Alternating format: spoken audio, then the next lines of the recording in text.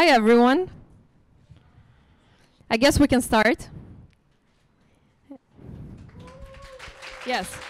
This round of applause is for you, for people who came on time to our conference, and I guess we're going to start straight away.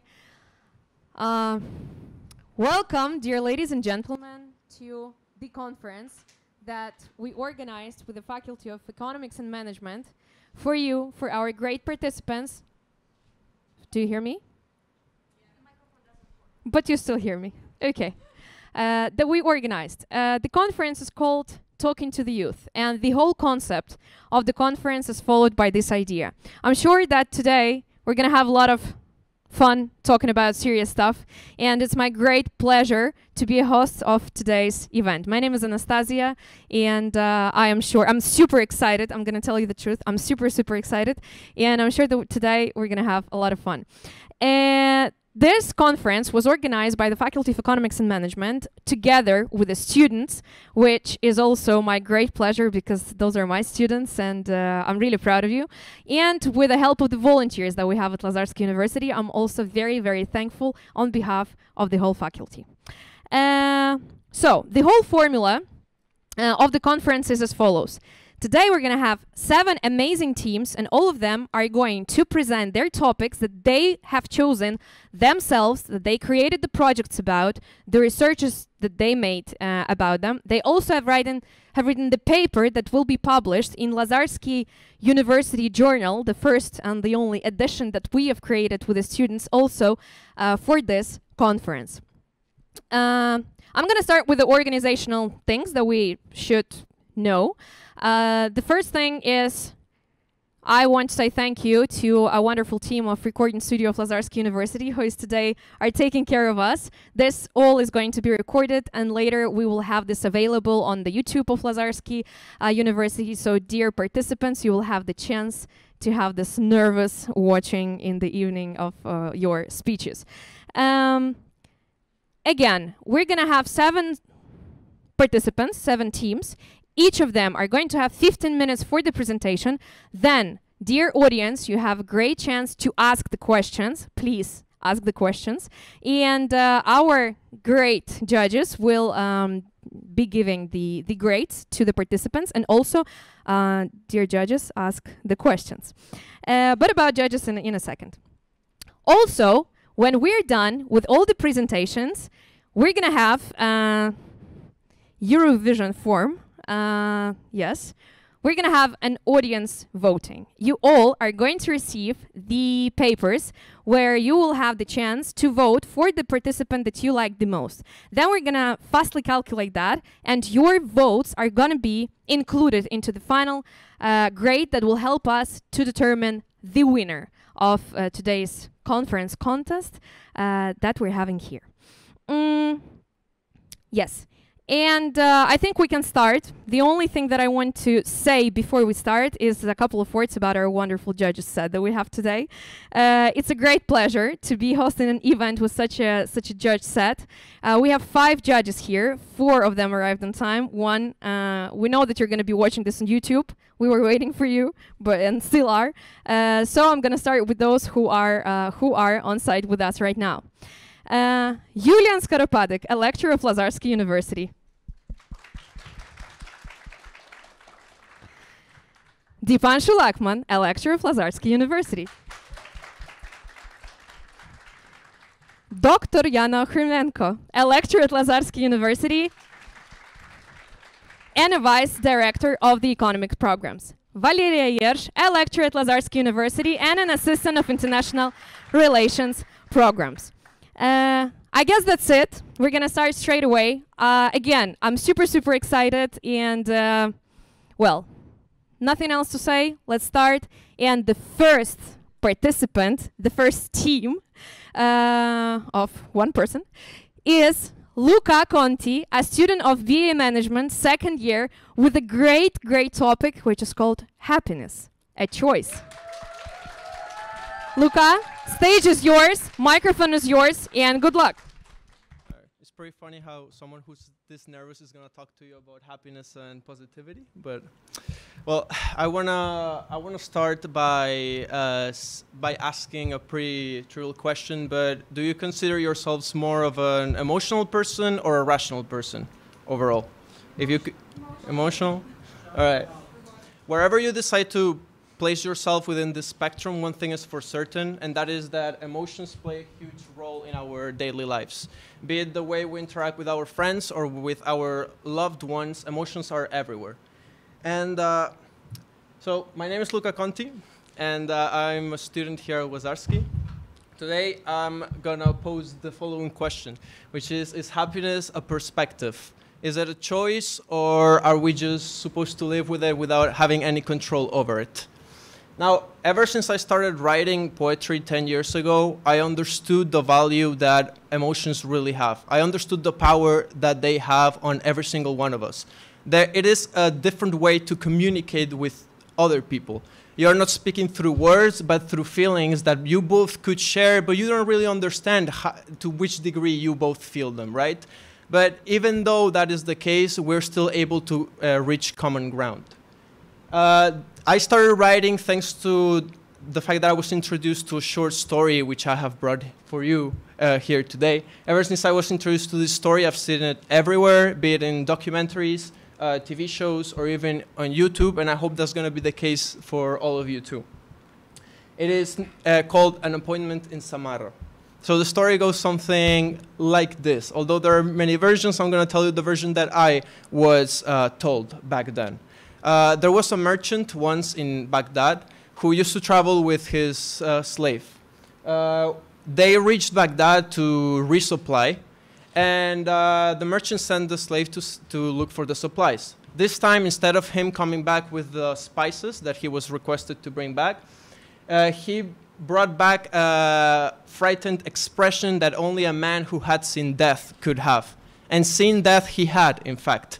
He explained to the merchant that amongst the crowd, he had seen this female figure which was looking at him.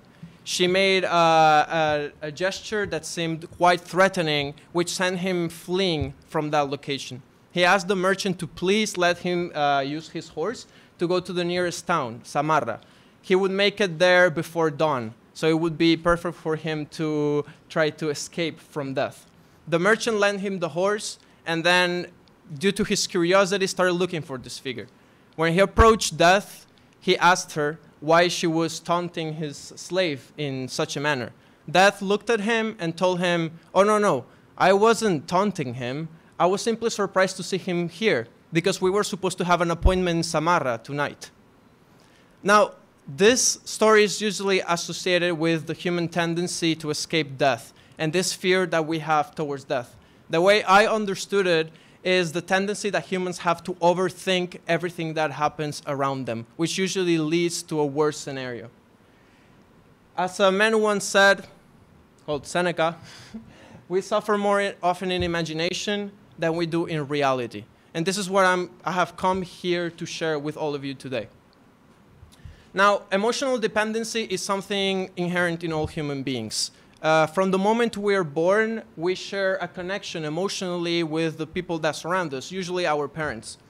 This was proven in a study, although I think most of us could agree with this affirmation, in which several children were taken alongside their respective mothers and put in a room in which they were shown a toy, well, two toys. One toy the moms were requested to react to in a negative way, and to the other toy they were supposed to react in a positive way. The kids actually played and enjoyed way more the time they were spending playing with the toy that the moms were showcasing a positive emotion with, while trying to avoid usually the toys that moms were showing negative emotions with. This is known as emotional contagion. As the word says, contagion, emotions are contagious. I am able to influence another individual or influence a collective of people just based on the emotions I'm showcasing. I'm sure we have all had something similar happen. Even if you had a bad day, you probably went to your classroom. One of your peers decided to do a joke, or you saw them with a pretty positive emotion, and this was something that you carried to as well throughout the whole day. Now, another instinct would be negativity bias. This, in short, is the tendency that humans have to focus on the negative things rather than the positive things that may happen throughout the day or throughout your lives. Now, this is very important, or this used to be very important back then when we used to be primitive men, because remembering negative events that we lived with regards to animals, plants, or even with other humans were proven as something critical to our survival. Nowadays, it's not that important. We, I think, also have experienced this phenomenon since, like, for example, you would go to school and you would do a speech and people would give you positive feedback, but there would be that one person that gave you the negative feedback, or what he would call constructive feedback, and then you would carry on thinking about that comment throughout the whole day, or maybe even the whole week, although there were previously other positive comments said to you. Now, what is the solution that we're aiming to get? Would be to solve these issues. The first one for the negativity bias would be to find a harmony between positive and negative events that might happen to us. Assess them in the same way and put the same weight in the balance for both of them.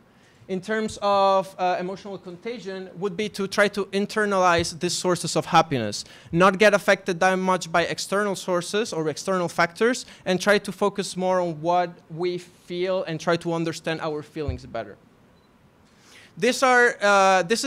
Aristotle decided to separate the sources of happiness in three main ones. Would be goods of the soul, which spark from, for example, education or virtue. Goods of the body, which would be health or physical dexterity, maybe even physical strength.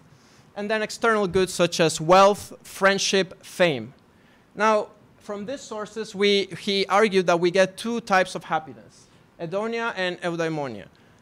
These are also prominent in Stoic beliefs, in Stoicism, which is something that we're going to be talking about in a little bit.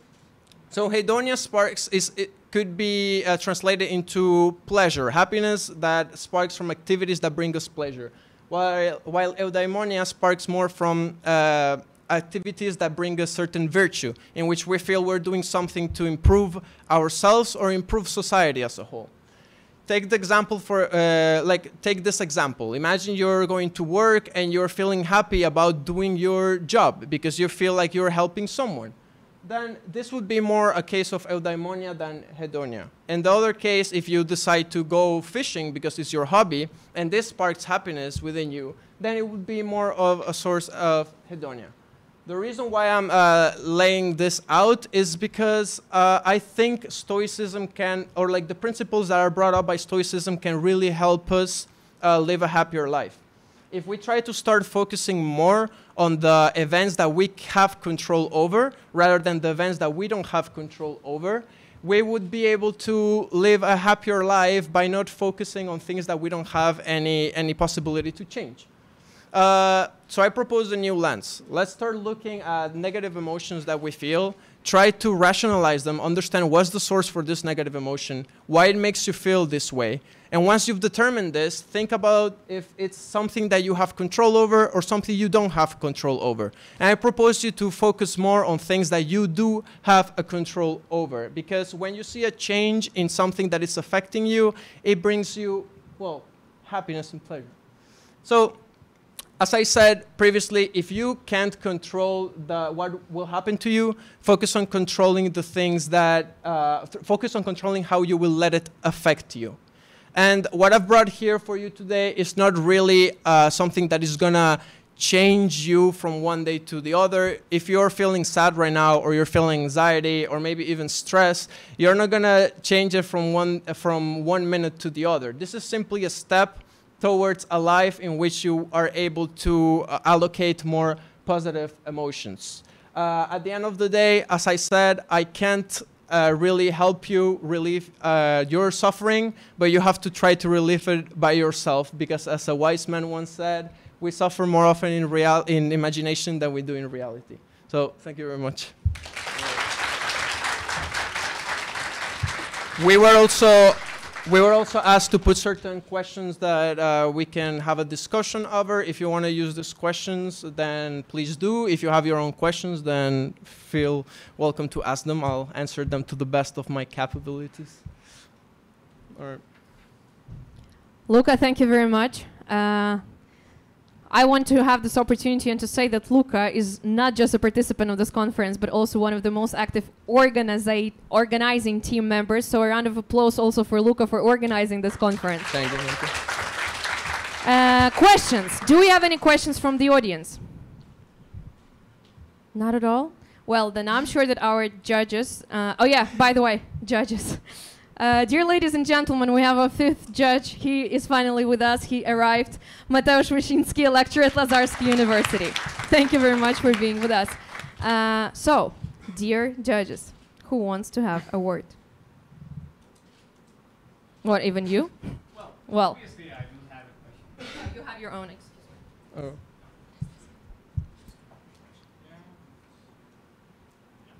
Okay, I'm not sure if you can hear me, so I'm gonna speak loudly. So you have proposed a lens to rationalize your thinking about what's going on around you, and basically in this way we can say that we are creating our artificial happiness. Do you agree with that?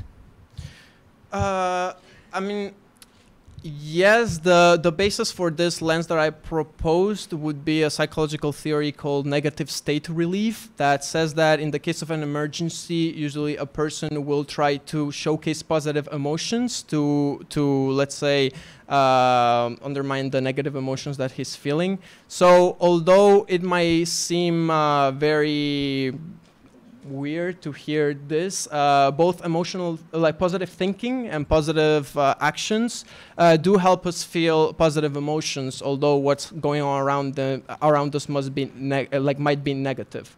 So negative emotions are not necessarily something bad. In fact, as I showcased in my presentation, is something that is in our instinct for a reason. It is also a method of survival and a method of avoidance sometimes. But at the same time, I do believe that if we try to deal with these instinctive behaviors that we have in a more positive fashion, then we will feel better.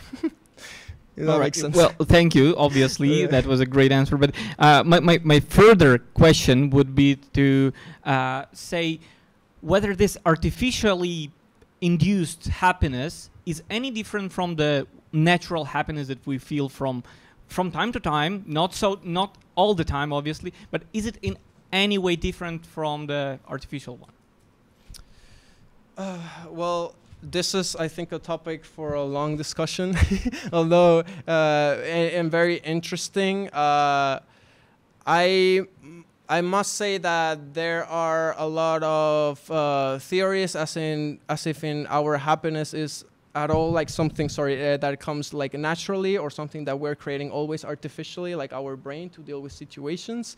So if it was the latter, I would say that they would be the same, but I do have to agree from personal experience that when I've felt happy due to a specific event without me having to force any positive action or positive thinking, I did feel more euphoric or more joy due to this form of happiness than on the other one. So yeah, I would say there is a difference, and that we should try to seek for this natural happiness, but if we can't, then we always have this option to try to create an artificial, let's say, happiness for ourselves. Oh, it's great. Sounds really great. I will try to stick to your advice in this case. And one more thing, just a yes or no. Is it possible to force someone to be happy against their will, like really force them? If you determined to make someone happy, is it possible?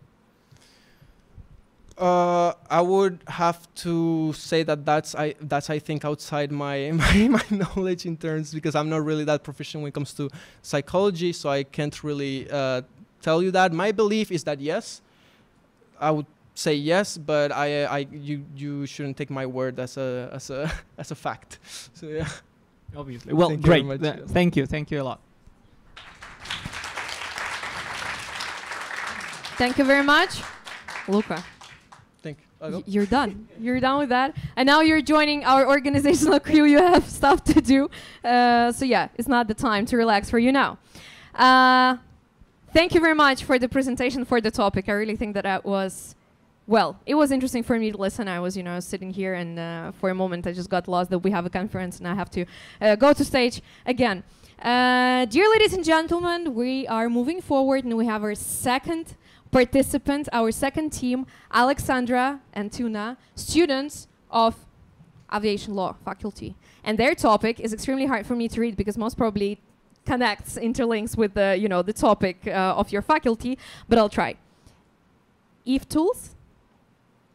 Almost. Okay. Anyways, you'll tell us more about it. So the stage is yours, and a round of applause is yours as well.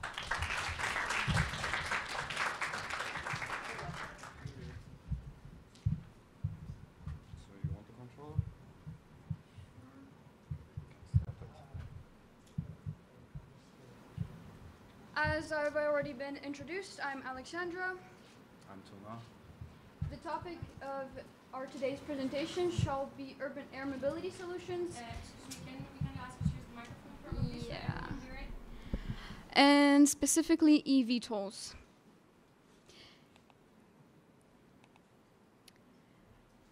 To introduce, I'd like just to point out that changes are always afoot in the innovative aviation sector. Coming to fruition and soon is the urban/advanced air mobility vertical takeoff and landing aircraft, short for VTOL. It works much like a helicopter, but it's more of a hybrid model between a jet aircraft and a helicopter. So it will take the best of both models. It also operates utilizing electrical power. As with all innovation, there are several factors that must stand in alignment for it to succeed. The greatest challenge for eVTOL companies currently would be the social and regulatory hurdle. However, simple solutions always exist, and both society and lawmakers mostly welcome the commodity. This is an example of what it will look like. Before diving into interesting solutions, first I want to talk about problems in urban mobility. Traffic congestion and parking difficulties, long commutes, public transport inadequacy, lack of consideration for non-motorized transport, loss of public space, high infrastructure maintenance costs, environmental impacts and energy consumption, safety and security, and freight distribution. So, eVTOLs and the environment. eVTOL emissions are actually 52% lower than gasoline vehicles and 6% lower than electric vehicles. When the key assumption is there is one pilot and 3 passengers, and when we compare it to 1.5 people in the electric car, and it focuses on reducing noise pollution. May I add something? Yeah. This assumption, while statistically it might make you suspicious, it's actually quite rational because that would be the desirable market solution, that they're not used for just one person to get around. Sorry. Generate fewer carbon emissions or maybe even to zero, and other pollution gases like nitrogen and sulfur. It is intended to be cheaper to operate and consequently more accessible to the consumer in general in comparison to the manned aircraft on fuel. Also an example? Yep. Now, for the aspect of social acceptance, the intended customer base for eVTOLs would be, among others, but mostly people who are seeking to commute within cities of large urban sprawl and congestion parameters, think Lisbon, Portugal, and cities whose chief transportation hubs are otherwise difficult to reach, think New York. The buses are a horrible, horrible thing for that. Non-private utilization is also possible for emergency medical services. In fact, when the European potential consumer, was surveyed, they actually stated that they would like to see these machines utilized more for non-public purposes. I mean, non-private purposes, public actually.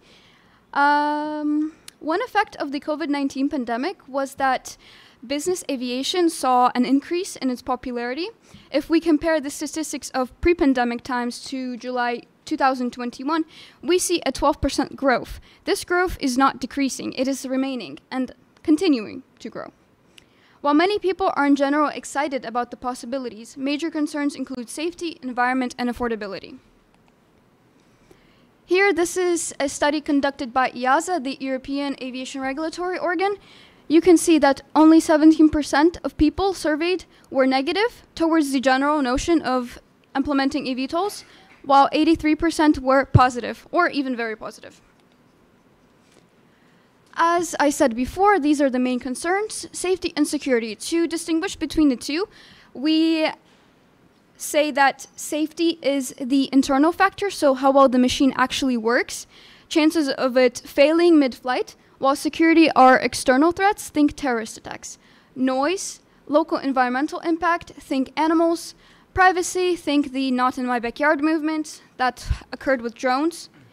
Global environmental impact, job loss because of automation, because in the future, optimally, these machines would be unmanned. Visual pollution, squandering public money, etc. Here is the perfect time for you to form your opinion, considering the problems that might occur. What would be the largest problem for you? You can take a look. Next. So these are three major concerns from the people. So let's start with safety.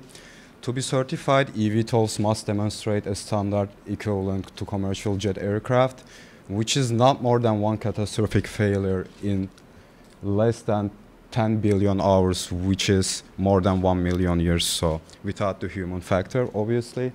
Noise, indeed, new noises will always perceived as highly annoying to civilians, but we are humans, and I think we can adapt to new things. This is what we are born for. For example, for one decibel level, survey participants rated motorcycles as less annoying than eVTOLs. However, this is a matter of habit. And lastly, affordability. Indeed, the first consumer will pay 25 to 50% more than they do to regular taxis. However, here is where the historical analogy to cars comes into play. So let's think about the first times when cars came into play, and it was a luxury. Not everyone could afford it. But after some time, today, we can see everyone can afford a car, and we think that it will be the same case with the eVTOLs. As for the key players, in Europe and America, we have Lilium and Joby Aviation, respectively. The two major behemoths for them are the European Aviation Safety Agency, short EASA, and the Federal Aviation Administration in the States, FAA. These companies are determined to create a product for air taxi services, which means that most of them won't be standing in your garage directly. You will be able to use them on an integrated basis. So, for example, you could open the Uber app and select ground taxi, scooter, air taxi. This is the market model that they want. Therefore, their shared objective is to invent a safe medium of intermediary distance transportation as a supplementation. These two are keywords because intermediary means from one end of a city to the next, not big distances between countries, and also supplementation. It is only that. It's not a replacement. They don't want to remove cars totally. They don't want to remove trains or large jets. Only to fill in gaps, which is how evolution occurs. It's not an aspect that is chaotic and convoluted, expansionism. Instead of traversing over streets or rails, an eVTOL will connect determined points of A and B through an arc, just by taking off and landing. Therefore, the distance traveled can equal displacement, which means that the kilometers will also decrease. The prior to certification touted range for the average Pioneer eVTOL will be 250 kilometers, which is exactly the distance between Warsaw and Krakow. Certification. Lilium and Joby are already conducting test flights and have obtained their certification bases. You can look at these test flights on YouTube to see how they function.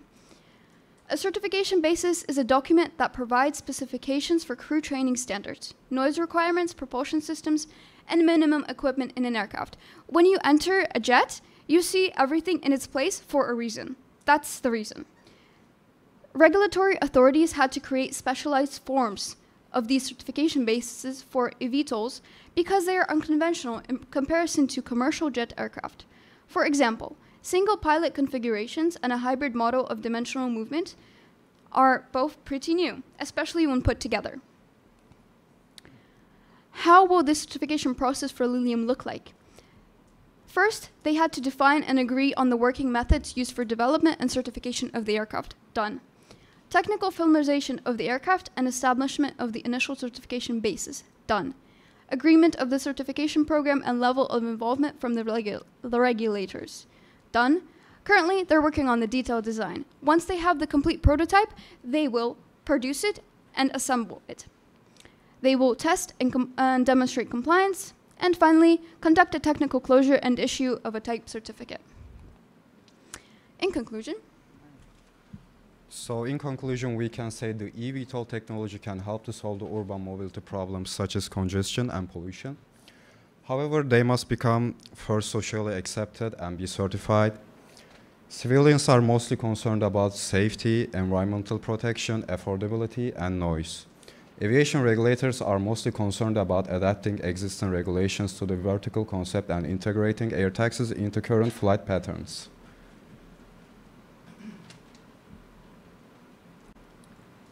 questions, comments, and I've also provided 2 for a discussion, if you may. Please. You actually can have a microphone. Hold on, have a fancy microphone over here. My name is Mohammed, first year management student. When you first mentioned the vehicle, I would think that maybe it would be mostly used in countries with a very difficult terrain to navigate, like mountainous or hilly areas. But then you mentioned New York. I'm just wondering how efficient do you think it would be to use aircrafts in a city with a skyline as dense as New York? Because in small amounts, yes, they can be very sufficient, but if it becomes like widespread and if people use it as a taxi and a very main, let's say, part of our transportation, do you think that it's actually possible to build a working, let's say, navigation system for this aerial vehicles? Very good question. Yes, it is in fact possible. There is already a very large project concerned with this issue. It's called Chorus XUAM. It is being conducted in 7 EU member states, and it will take the prototypes for the eVTOLs and actually put them in the busy mobility environment.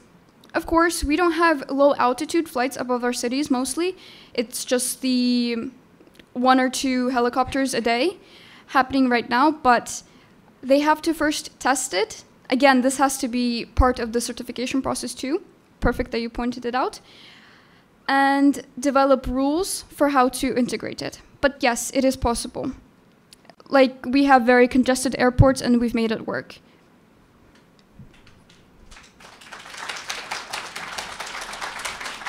Thank you very much for the presentation. Any other questions from the audience? No? What about our... yeah. Please, All right, Dipanshu, the stage is yours. first of all, I would like to say that this is indeed a very interesting topic. Looks like we are actually heading into a technologically advanced future. But my concern is about the sound problem, because the reason why we do not have flying cars in 2022 is it creates a lot of noise pollution, right? When you even see a small drone, it's creating a lot of thirst because it has to oppose the Earth's gravitational field. Now, when you're whispering, it creates like 30 dBs of voice. When you're talking in normal conversation, it's like 60 dBs of voice. And above 70 dB of voice, it can be harmful for your ear. So my question is, how many dBs of sound does it produce? Also, it's compared to that people think like motorcycle sounds are annoying, right? But the motorcycle mostly, as far as we see, that they work on the roads, and it will be all over the place because it's taking the air out. So please tell me about how can we solve this issue, or what do you think about it? I think that, first of all, I really advise you to look at the videos. You will be surprised actually by how quiet they are, because I can't really describe it that way. But what I can say is that I can reiterate, as was in the presentation, that really it's a matter of habit. Yes, personally, I would be annoyed if these machines are flying constantly, but even at airports, using examples of existing movements, we have limitations during the night when the planes cannot fly. That will likely be implemented because this is Europe. What else? Now, I apologize, but I don't know the exact decibels because still classified information and all of that. But yeah, no worry, it was a very satisfactory answer. It was just concerned me about that. But a really good topic. Thank you so much. Thank you.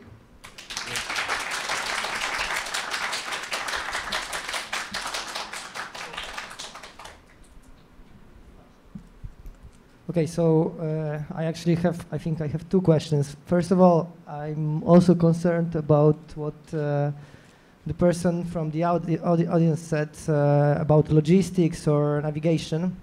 And I'm not sure, or even like intuitively, I would say that airport is not a good example because this is a centralized system and you are talking about uncentralized systems.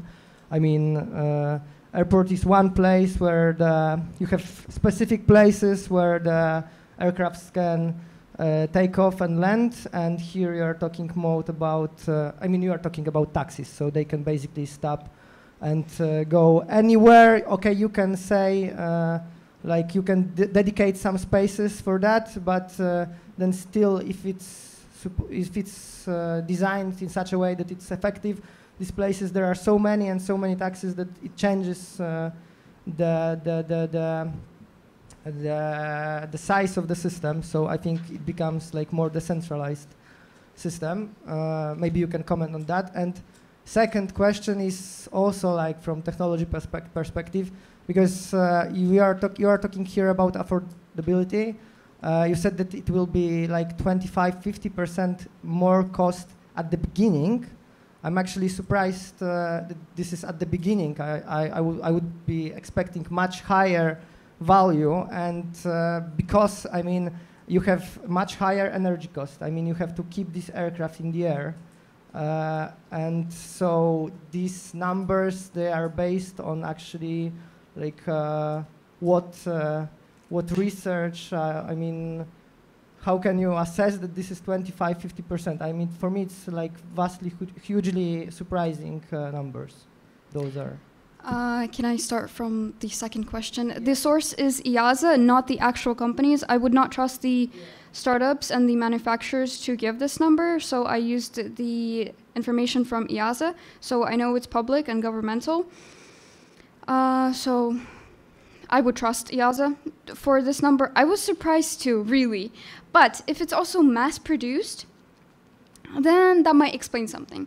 And also, if we get into the more detailed research on eVTOLs, we will also find out that in the future, they want them to be powered by hydrogen, which would be even more cost-effective than electricity, so it would go down more.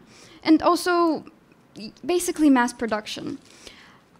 Second problem stems from this. I don't think mass production solves the problem, because the problem you have like aircraft versus a vehicle which is on the ground. You have gravity versus you don't have to work against gravity, right? When you have an aircraft, you have to work against gravity. When you have a vehicle on a surface, you don't have to work against that. So this is energy. This is cost of energy you have to take. So it has to be higher. Just because of that, and it's a huge cost. Energetically speaking, is a huge cost, and like the biggest cost normally you have is traction, air traction, basically air resistance. But this you have in both these cases, both for aircraft and for the vehicle surface. So mass production doesn't affect this. I mean, hydrogen, okay, it solves the issue of using not renewable energy, but so does the electric vehicles. So this solution is electric vehicles and hydrogen fueled congestion, not against congestion engines, right? But aircraft itself rather solves the issue of like moving in one more dimension, and the question is whether the cost is worth it to take this action. And I mean, okay, YASA, I understand. I don't know what is this company or organization, but yeah, really surprising number. It is. I must agree with you on this. I still have your first question to answer. So, yes, airports are centralized, but it might not be as decentralized as you might guess, because the landing takeoff pads called vertiports will also be heavily regulated. Aviation overall is just extremely well regulated. And actually, this is why, psychologically speaking, many people trust aviation, but not the point. It cannot land anywhere that it wants to. It will have to have designated ports, and those designated ports will have to be built in places that match the specifications for integrated traffic routes. So it cannot intercept. For example, you wouldn't have two vertiports next to each other. An example of a city that is just perfect for installation of eVTOLs and their vertiports would be Rotterdam, the Netherlands.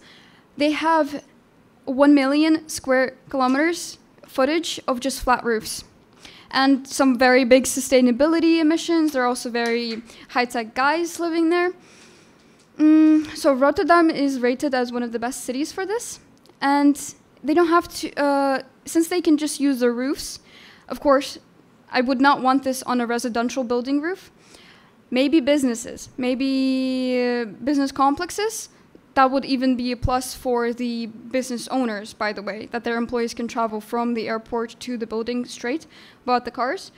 What else? I think I went on a fun tangent. Did I answer everything? Yeah, I think you answered everything. I would actually call this public transport, not taxi. If you have designated areas and planned schedules, I know maybe schedules don't have to be planned so fixed, but I would call it a public transport. And fixed I also routes, wanted, I also wanted to add that something, but I guess I forgot. So why that's all. I skipped back to this slide is to show you a picture of the Lilium jet. What makes it so unique is that during cruise, it is actually extremely efficient, more efficient than a Cessna. Okay. Why? Because on those wings, you see 36 propellers, mini propellers. During the vertical stages, takeoff and landing, they will be aligned like this. Once it takes off, it tilts and has a very efficient cruise. Yeah, I understand how it works. I remember what I wanted to add. Vertical takeoff and landing. It's of course it's efficient, and I think it's a good idea. It's actually more costly than horizontal takeoff, but still you can manage with it. I wanted to add that actually there is some research about how these vehicles can behave in not organized manner, because I know that people do this kind of things with drones, and I guess I think this question answers more the problem of navigation. Because I mean it's hard to do an experiment in urban cities. I mean you talked about this, but I think what you should start with is testing this on a smaller scale, because then you can do it in a energy affordable manner, right? Plus, it takes only a few seconds for it to properly take off and descend. So yeah, I'm saying about logistics and navigation. You know, you can Mhm. test it on drones. You don't have to test it in a real suburban area. Yeah. I think you're somewhat following the whole topic. You Yeah. have some insights. I know some stuff about the technology. It's Okay. interesting for me. So I'm just like asking questions which come to my mind. Well, thank you for that. Yes, drones are the products being used in the chorus project that I mentioned before, aside from eVTOLs. But yes, drones are basically the toys because they don't have the people in them. Yeah, but my question is, do you see that these are two symmetric situations? Drones and VTOLs, you know, it's smaller scale. You can test logistics on that. Do you understand it? Or? Yes, I'm pretty sure that you can. Yeah, okay. Thank you.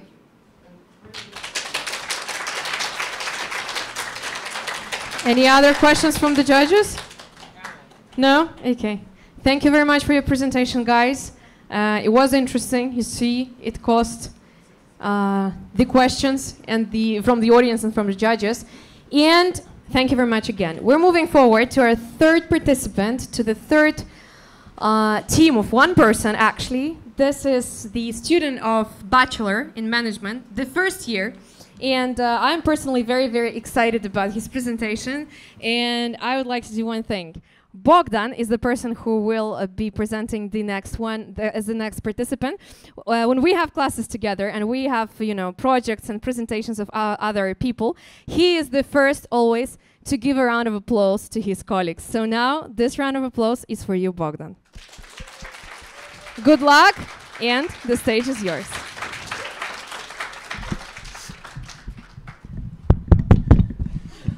Okay, it's working. Thanks everyone for coming. Thanks everyone who doing this stuff. Thanks everyone who is here tonight.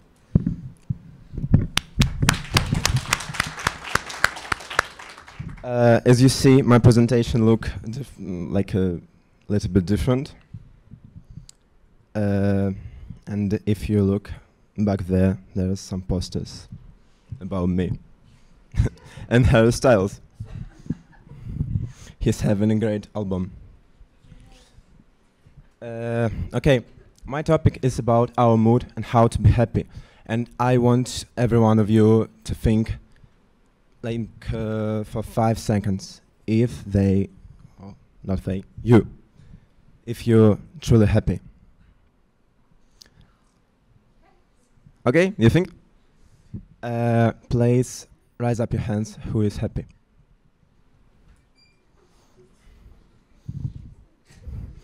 We have very sad judges. I know. No, I was just asking if it's part of your presentation to make us feel depressed, you know, like. It might just be. Okay.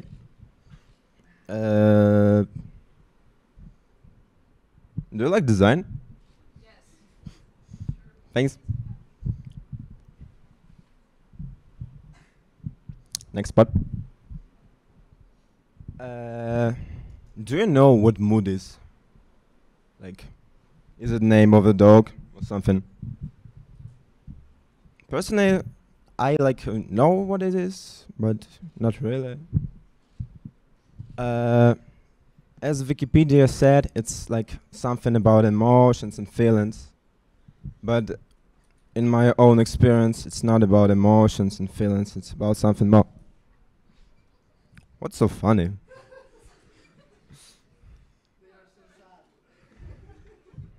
Oh. Who? Everyone? What? I know. Next slide. We're going next. Okay, let's talk about emotional reactions. It's the first stage of action perception. Like, let me think of an example. If you see some action, like first your thoughts, it's like an emotional action. And after that, common feelings. Feelings, it's something, it's the next stage.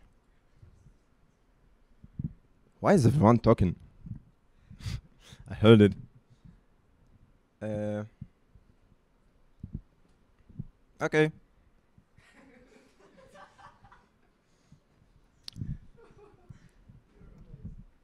Thank you.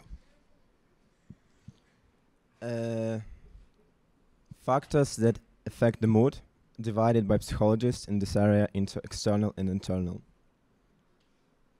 It's written there.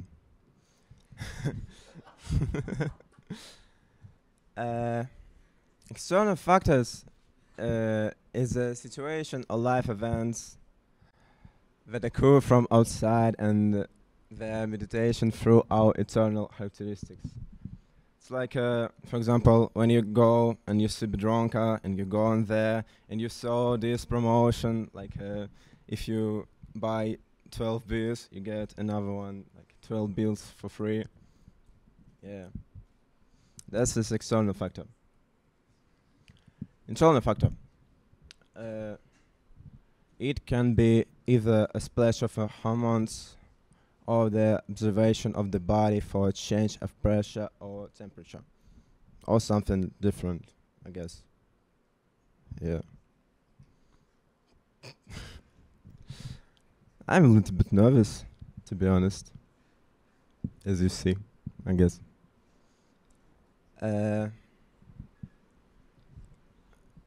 Effect of food on mood. It's really important what we eat. To have a good mood, we should have like carbohydrates, something different. We should eat fruits, vegetables, meat, yeah, some sweets. Don't drink alcohol. Only on Fridays. I know. Hormones that affect mood. Serotonin is a hormone of pleasure. It occurs when we have a good mood. Dopamine is a hormone of motivation and joy. Adrenaline is a hormone of stress, fear, and rage. Have a lot of it right now. Endorphins is a hormone of joy and euphoria. Next one, how to pronounce it? It's pink. Phenylidazimine. Sorry. Is responsible for falling in love in a romantic relationship. Like, have it a lot. And testosterone. Sorry.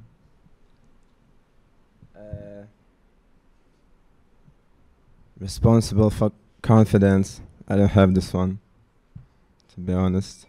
Reference list, if it's important. And thanks for your attention. Maybe you said, okay. Thank you.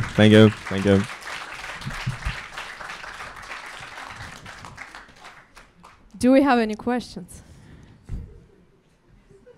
Yeah. Okay, ask them the question that you asked from the very beginning. Hi. I am happy. Most of the times. And this thing makes me happier than I was before your presentation. That's and for you sure. are happy? Yes, I am. Okay. Okay. So, do we have any questions? I guess Bogdan deserves a round of applause. Do we have any comments from our judges? Yes. Okay. Okay. I know you have. You know, I just wanted to apologize in name of my colleagues and me if you felt like bad about our reactions. That's okay. Your presentation was very good. I liked it. I liked the topic. You had your own style. That's for sure. You definitely had impact on our mood, and so really good. And I don't think you should think about yourself like, I mean, you added comments that you lack confidence or something. Don't think like this about yourself. Trying. You came up here. You gave your presentation. It was interesting. It was about interesting topic. So don't be so harsh on yourself. Thank you. Another question. Hold on. We have another question. Bogdan, Yeah. definitely you have a way of speaking, might not necessarily be good for communicating these some kind of knowledgeable topic, but I would rather say that you have a very artistic style of speaking and you could do very well in stand-up comedy. And the fact that you are saying that you lack confidence, well, that's what you think, but you look pretty good up there, and well done from my side, and it was great. Thank you so much. Thank you so much. Bogdan, thank you very much. Congratulations, you're done. I liked it. I really did. I'm back here. I'm feeling a little bit less confident after Bogdan here, because I don't have that many jokes today. Anyways, we have our fourth participant, and this is technically the half of the conference. And I'd like to introduce our fourth speaker and the fourth participant. His name is Hubert, and he's on Erasmus. Well, you can tell about it yourself, but it's a great pleasure for us as the organizers to have people from different faculties, from different countries, and different programs. And I am looking forward for your presentation, which is called Problems of Young Generations in Case of Business. Thank you very much, and good luck. So, hello everyone, my name is Hubert Olejnik. I'm Polish, I'm on Erasmus in here. Yes, that's funny, because I'm on Erasmus in Poland. But yes, I would like to talk about problems of the young generation with starting new business or adult life, after what we can do, how we can change that, and everything. So,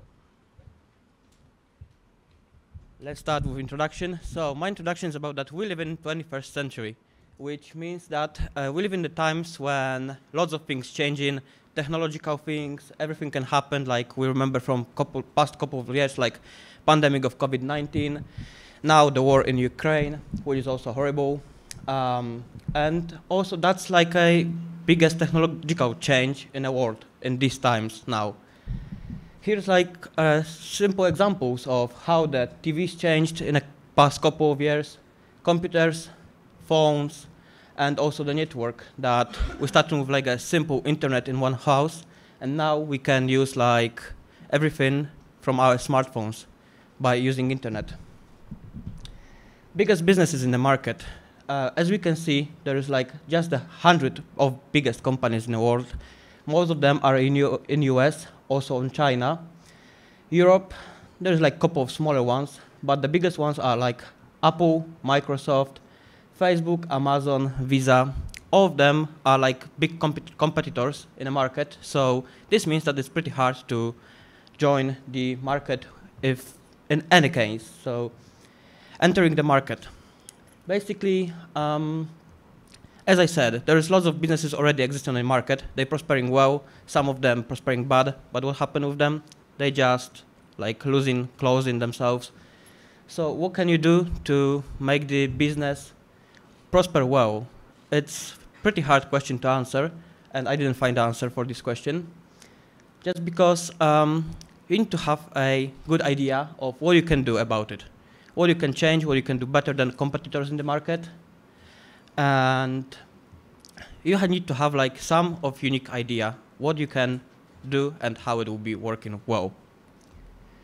Cost of a new business, that's also very important now because costs are relatively high.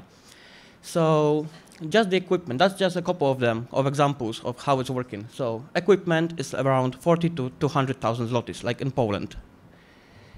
Incorporation fees around 1,500 zlotys per person. Office space per employee is like between 2,500 to 5,500, depends where you would like to start your business and what's the place.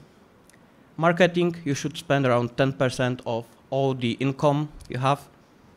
Insurance is between 6,000 to 10,000 zlotys a year. that's the minimum, and the taxes, which are very high, 70 to 32%. How can you get money for the business? It's pretty hard because, as you will see later, with how the inflation is working now, it's pretty hard. That's the loan. Loan is one of the possibilities to start the business, but as you could see, the costs are very high, very, very high. So here is an example of a loan for 300,000 zlotys for 20 years. The interest rates are changing all the time right now, and they're growing very fast. We started with like 0.5% in January, then we've got 2.25% in February, March, April, and May, where it's like 4.5%. So this means when you're borrowing like 300,000 zlotys, at the end, you have to add over 250,000 zlotys to your loan. So you're repaying over 500,000 of zlotys. Next, inflation. We also know that the inflation is very high now. It's going very fast. The prices are changing so fast, and we can't do really anything about this. We don't know how it's happening. Probably some of us can know. But here on the left, you can see how the inflation changed in the past 10 years in Poland, just in Poland, which is now over 12%. And on the right, there is a table showing that top 12 countries with the highest inflation. Poland is like at the 8th place, and the first one is Lithuania with over 15%, nearly 16. And now about us students. What we can do after the studies. We're all thinking that it will be easy to find a job in the segment we've been studying. We would like to have a work that we've been studying for like a couple of years, 3-4 years, then another 2-3 years to have a higher level of our education. So it's not that easy. Actually, only 14.1% of the students are finding the job that is relatively with what they've been studying. And that's the amount of students from, that's the number of students from 2018 year that I could find. And also, it's changed very quick, just because in 2000, only 2.6% of the students were finding the job in what they've been studying. So this means that it's growing very fast now, but still it's very low level of students who's going to work in what they've been studying. Is it worth to study? Of course it is. I would say yes, definitely, because the universities are giving you opportunities that no other works will give you. Work and wage. That's what I would like to talk about when I said how you can save money for a business. As I said, it's pretty hard. Now, at the beginning, I would say that the unemployment in Poland is only 3% in 2021, which is very, very low, as we can say. But the average wage is 4,240 zlotys. That's the average wage. It's not the minimum, it's not the maximum we can have, which is pretty low comparing to the inflation and everything. So imagine you have to pay for a house rent, you have to pay for car insurance, you have to eat something every day. So the costs are very high, and the money you have is pretty low compared to the average wage in Poland. So is it easy to save money? I wouldn't say it's easy to save money. So what you can do about it, how you can start your dream business if you can't save money by this, if the loans are very high. That's the references, and thank you very much.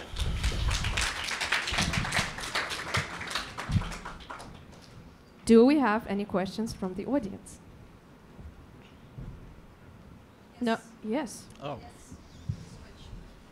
So I will stand. So my question is, you mentioned that the tax is starting from the 17% and going to the 34%. Mm-hmm. So like, if the students pay the tax after they graduate in the university, the tax is 70%, or they will pay the fully tax? I mean, it was for the businesses. The small businesses paying smaller taxes as they don't have that much income, and the 34% is for the biggest ones. So it's just growing up with the size of the business. So it's not about us students, it's about the businesses. So I included that to the cost of the businesses. Yeah, thank you for answering, because I'm from Ukraine and we have, like another tax system. So Okay. it's really interesting for me to know. Thank you. Thank you. Do we have any comments from the judges? Questions? Okay, Jana will be the first.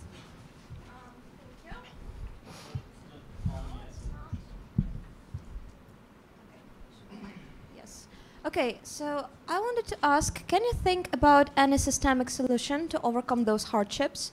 For instance, what can, government do about this? Can we rethink some market institutions or anything to make it easier for the younger generation? Oh, it's a pretty hard question because already we've got lots of things that can help us with starting the adult life, like students and people up to 28 of years old in Poland don't have to pay taxes when they work in. So that's already like some kind of helping us, but it's still not much comparing to what we could have. I don't know if the government can think about other things that will help us, because they already started doing lots of things to help us, but it's not like working very well, as we can see. Okay, thank you. Thanks. Well, thank you for your presentation. Obviously, that was a great presentation and obviously the very relevant topic, but exactly about the relevance of the topic, any issue can be judged in terms of the relevance in comparison, right? So, as we have all seen from your presentation, it is quite problematic. It is quite difficult for a young person to run a business, at least in Poland, right? Do you have any opinion, do you have any knowledge on what it was like for previous generations, say for generation of your parents, for generation of your grandparents? Was it easier? Was it more difficult? Is there any difference? I think it was easier for my parents, for our grandparents, just because the times haven't been changing so fast. So now, when you would like to open a business, you think like, what I can open? You think about some restaurant, you can think about clothing company, you can think about car sharing company. We've got everything on the market right now, so it's pretty hard to find the specific business that you would like to open. It definitely was easier 30, 40 years ago, when everything was just starting. Alright, I know, there was like big companies which have been on the market, but I'm talking about smaller businesses. Now, if you have idea, and that idea is like bought by customers, then your business will prospering well, and you will stay on the market. But if not, then you probably will have a loan that you won't repay, and you probably fail with the business, and that's problematic now.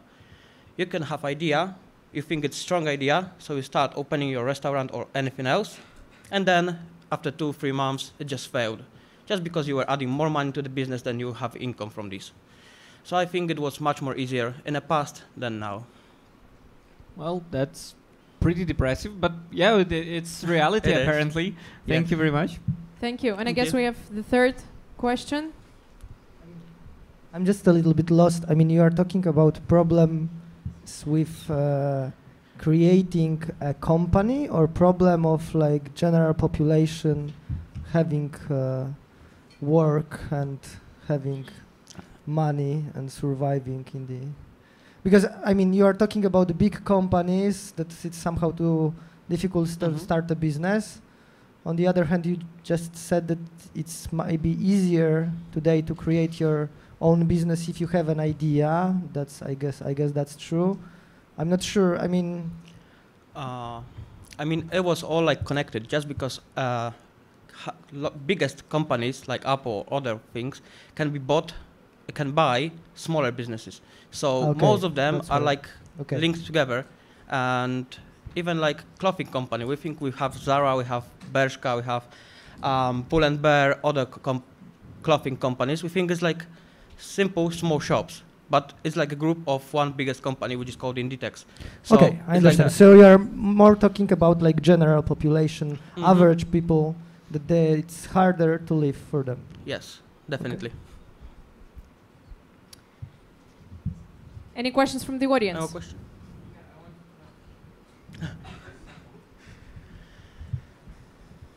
I wanted to ask one question. I'm this funny TikTok person who is always watching TikToks, and there are some TikToks about the startuppers who are creating their innovative ideas, and they're posting the TikToks like the very big company.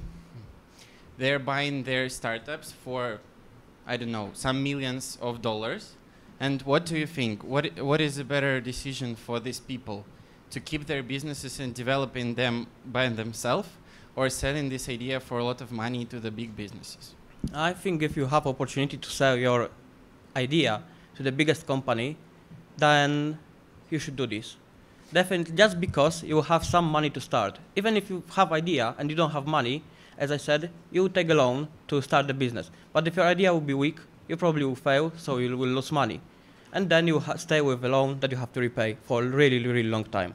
So if you have like a company that will buy your idea for a very high amount of money, then why not? I would sell my ideas. That's true, but also it strengthens the strengthens these companies, and it's like it develops the market into a worse way, I can say. But I think it's reality. Yes. So maybe there is other option with them, like they helping you to start the business, and then you can just share some amount of money with them. So they having the money of this that they invested in you, and you also have money because it's your business. Okay. Yeah. Thank you very much for the question. Thank you. Thank you very much for the questions, for the comments. Thank you very much for the presentation. Once again. And we're moving to the fifth participant, to the fifth team of two people that we have.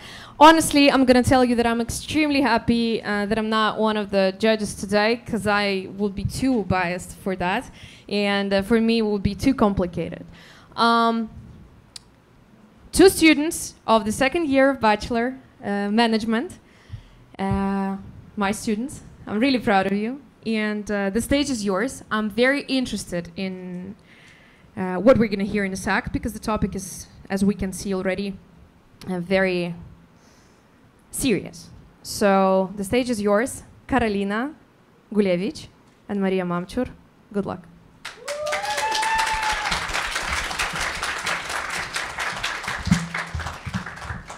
Good afternoon, ladies and gentlemen. Today we want to tell you about the very important topic of nowadays. We will talk about the war and how it affects people's mental health. And not only Ukrainians, but also foreigners. Let us start. So this is our table of contents, briefly, what we're going to talk about. We would like to start by introducing ourselves. I'm Karolina. I am Maria. I'm from Kyiv. And I'm from Odessa. And this is Them Now. We'd like to introduce our topic to you and tell you exactly why we decided to conduct such research and talk about such a matter. Why? We, as Ukrainians, being from Kyiv and Odessa and seeing what is happening to them, couldn't help but wonder, how is this going to affect not just us, but everyone in the long run?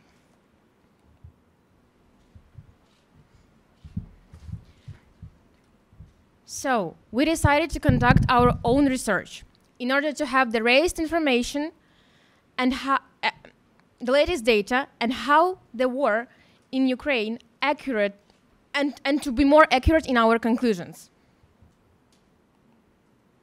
The hypothesis is how people, both Ukrainians and foreigners, react to the war and how it affects their mental health and their mental issues. The main tool was an online questionnaire distributed via Instagram, Telegram, and Facebook. Because of the fact that it was online, it was very easily distributed among different kinds of people. Okay. Now, moving on to the responses we got to the questionnaire. As we can see, an entire quarter of the people that responded came from a foreign country, with 75% of those people being Ukrainians. Now, we had an idea of dividing those people into different sectors in order to better see how every sector is mentally affected. So, what we did is, red sector was for the combat zone of Ukraine, orange one was for the combat-free zone of Ukraine, the yellow one and the green one were left Ukraine, but either after the war, or like us here before the war started, and blue as a neutral color was for those who came from a foreign country and seemingly weren't supposed to be affected by it. Now, what are the responses we got? The majority of the responses we got, as you can tell, were equally distributed. However, we got almost an entire 6% from the red zone, from the combat zone, which helped us better evaluate what was happening. So, Our next question was, how had the war affected your everyday life? And what is interesting here is the fact that only 1.6% of respondents took an option that their war didn't affect them at all. And nearly half of the participants took an option that it completely changed their lives. We assume that it is not a big surprise that most part of Ukrainians chose that the war completely changed it, while the most part of foreigners chose that it affected but didn't change their life much. But still, it affected their mental health. Next question we asked was on a scale from 1 to 5, can you please determine how exactly was your mental health affected? As you can tell, just barely few percent chose 1 or 2, with the majority choosing 3, 4, or 5. And it is worth noticing that the majority of responses that came from Ukrainians, not surprisingly, were 5 to 4. What surprised us the most is that foreigners also chose 4 and at times even a 5. We also asked people about different effects of the war that they may have. The most common were stress, anxiety, mood swings, and intrusive thoughts. And there was also an option to add their own symptoms. And people added that some of them had anger, fear, helplessness, and even some were experiencing craving for alcohol. Now, moving on to the biggest part of our research were the open questions. We had 2 open questions in the end of the questionnaire. Question 1 was, describe your state during the first few days of the war, if you feel comfortable doing so. The second one was, describe your state now. What we were trying to do with this is prove how people tend to seem to accept what is happening to them, no matter how traumatic that is, and get used, unfortunately, to the situation they're in. So, let's take a look at a few of the questions. For example, the answer to question 1 was, I've spent 4 straight days with no sleep at all, incredible amounts of stress.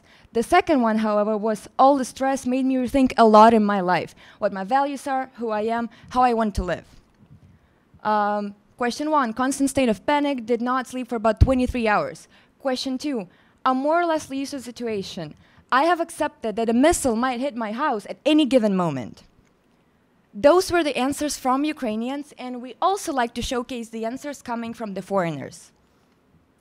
At first, I didn't know what to do, how to help, how to support. It felt wrong to feel happy. Question 2, more or less stable. My emotional state is not affected by the news so much anymore. Question 1, I wanted to cry and couldn't believe it. But as soon as I started helping, everything has changed. Question 2, I try not to think about my problems and what's in my head. I'm fully committed to the case, which is helping. Now, what we are observing here is also called general acceptance syndrome. It is divided into 3 stages, and it kind of shows how our body reacts to traumatic events and stress. What we are observing here is the 3rd stage of it, which is exhaustion, but can often be confused with acceptance. So what happens to your body is the amount of stress it has, it cannot fight anymore because of how tired it is. So you feel like everything is getting better and you're accepting the situation, when in reality, you really aren't. What we can see here is that war affects both. This is a phenomenon also known as collective trauma, when a chunk of society is affected by an event. A good example of that is a 9/11 plane crash. There have been studies conducted that those who were watching the plane crash just via television, but were located in different parts of America than New York, had the same post-traumatic syndromes and symptoms as those who were actually in New York at the time of that. Now we would like to also talk about something which we decided to call Ukrainians against Ukrainians, people attacking each other. The majority of us here, I believe, have felt the guilt for being safe when something so horrible is happening just so close to us, we also asked the participants, have you ever felt guilty for being safe during the war? And as you can see, almost 68% said yes. That is okay. That is a phenomenon that is also called survivor's guilt, where those who have survived an event, a traumatic event, or were just in safety, relatively safety, when that was happening, feel guilty and feel like they could have done something to prevent it. The majority of people from a different country tend to feel that way. people also started to argue with each other. Here you can see the things that may be the beginning of a quarrel between the Ukrainian and the Ukrainian. It can be language, it can be posts on social media, it can be different mindset, and even not volunteering. It can be supporting Russian products and buying products from Russia or products that are still on the Russian market. Now we want to tell you about the saddest effect of the war. We want to tell you about the children of the war. What does a normal child have in everyday life? They have family, they have school, so they have education. They have love, they have their home, they have their parents and friends. They have normal life as itself. But what about the child during the war? They have no school, no education. They have no home, they have no parents, they have no food, and they have bomb attacks. And they need to leave their own house. More than 50% of Ukrainian children left Ukraine by this time. And my sisters were one of them. What is the impact of war on children? My younger sister answered us a couple of questions.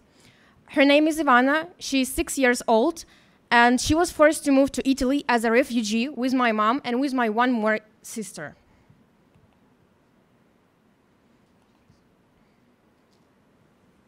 Начала война и начали все бомбить. Половина голода так сделала.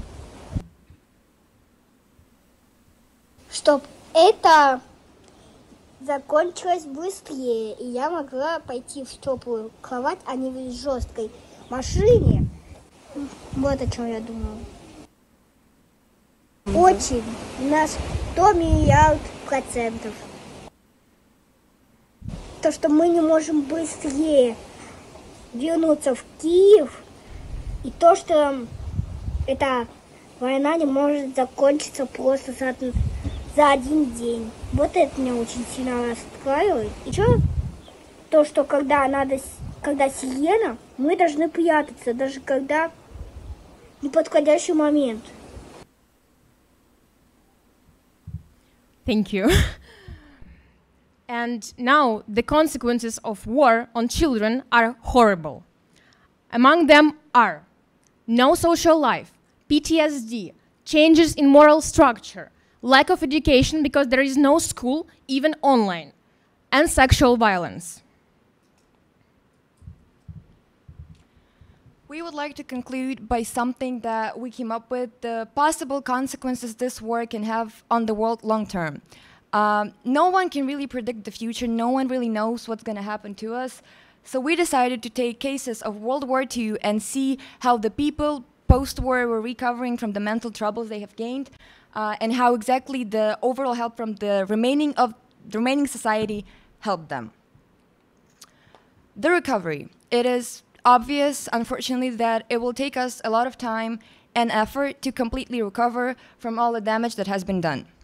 However, studies conducted on psychological effects of Second World War on people have shown, although those who have suffered through the war do suffer from PTSD symptoms, depression symptoms, all the symptoms that we listed, those who were exposed to social acknowledgement, social recognition from the rest of the world tend to recover much quicker than those who weren't. For example, those who weren't tend to have higher levels of suicide, higher levels of depression and anxiety. One thing is for certain, the effects that this war has on the entire world is undisputable. The only thing we can do is hope that the recognition that we are gaining right now as a country will help us speed up the process of recovery. Thank you.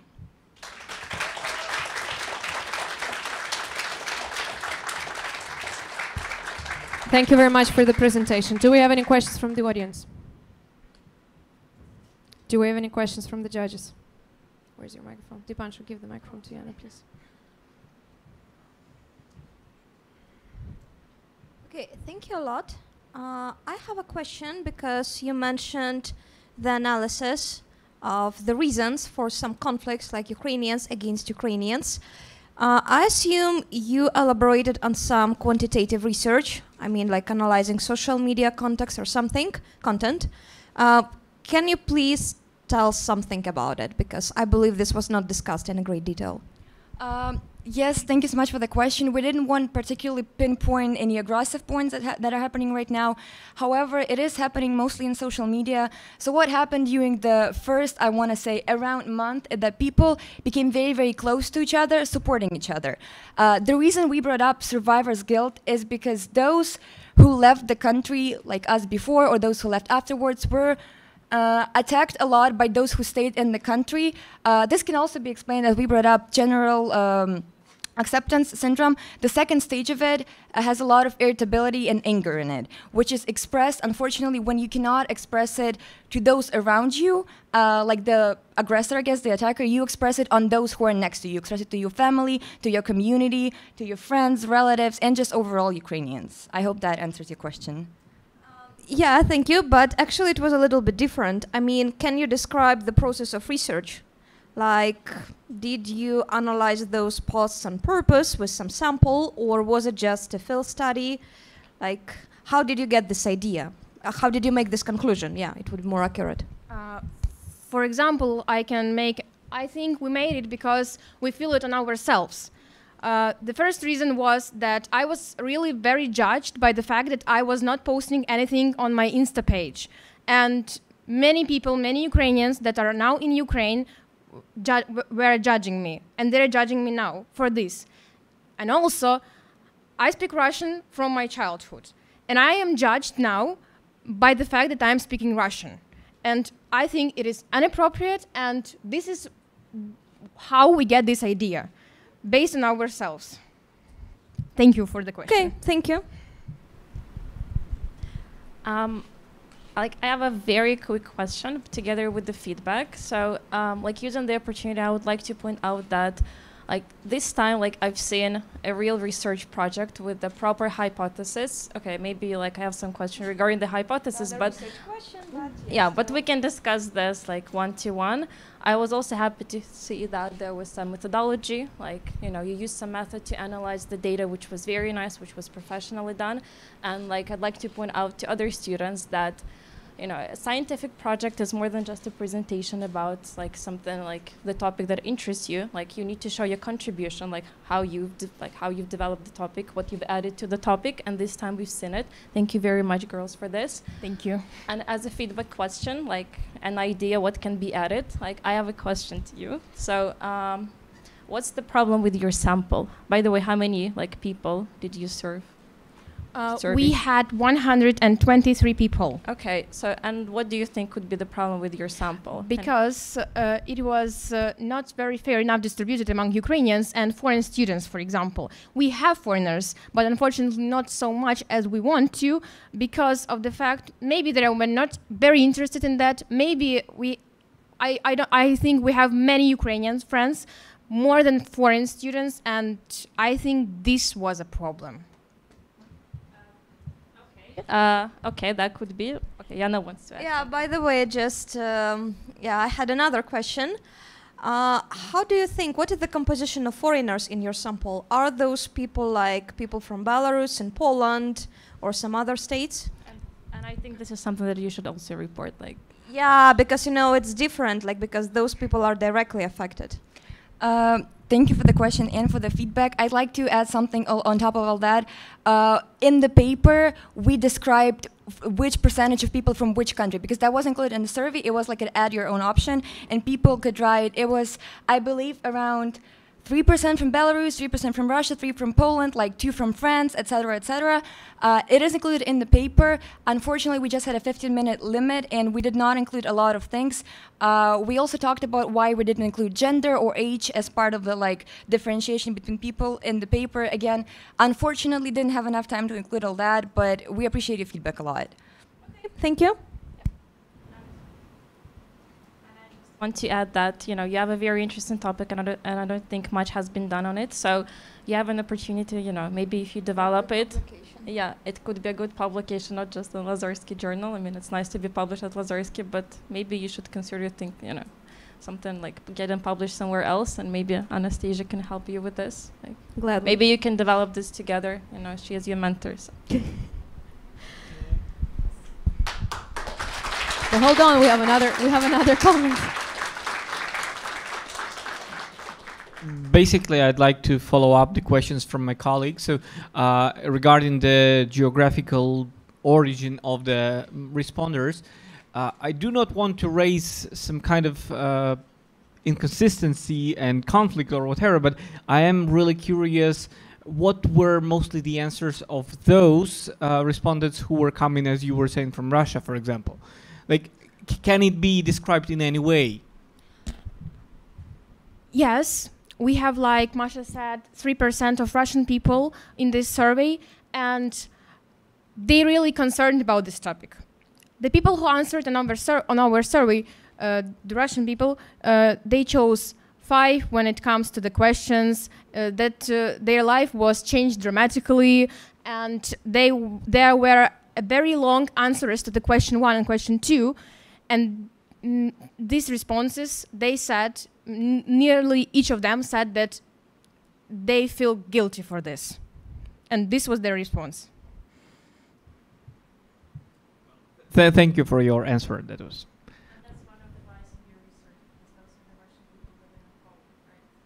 Exactly, that's.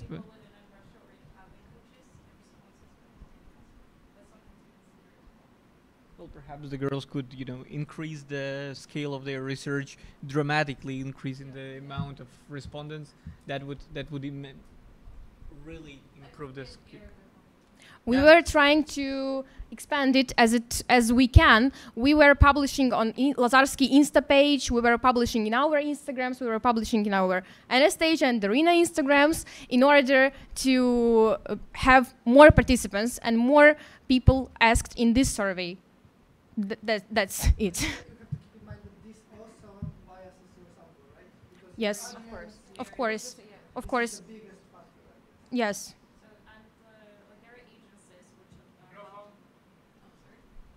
Can you speak to the microphone, please, because Daniel is recording over there. Sorry, Daniel. I was saying that there are agencies that help to distribute questionnaires to get a wider scope of responses. So again, maybe this is something even our university can help with. Yes. Thank you. Yes. Thank you. Yes. I'm sure that we can talk it over and do a deeper research on the topic. If we don't have any other questions, I would like to thank you very much for the presentation, and a round of applause for the group. We have 2 more teams to go, and I'm super excited about this 2 last but not least, certainly, participants in the teams. And it's my pleasure to invite to the stage a student of the 2nd year of Bachelor of Management, Irina Burchenko, and a person who is not a student of our university. You will introduce yourself, I guess, Valeria Aksenich, right? Yes. Right. And enjoy. The stage is yours. I'm not gonna tell the name of the topic because they asked me not to do this. Good luck.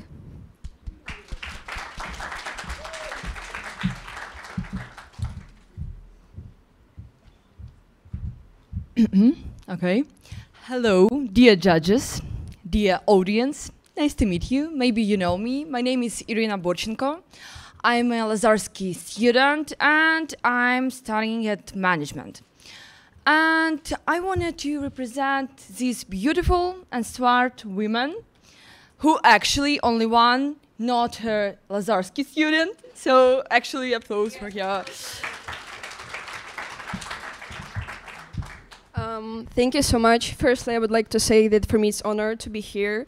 And firstly, I would like to say hello, Lazarsky community. Like I've heard all your presentation, and I'm really glad that I'm here in this really inspirational, really ambitious community. So I can participate in this conference. So thank you much for this one.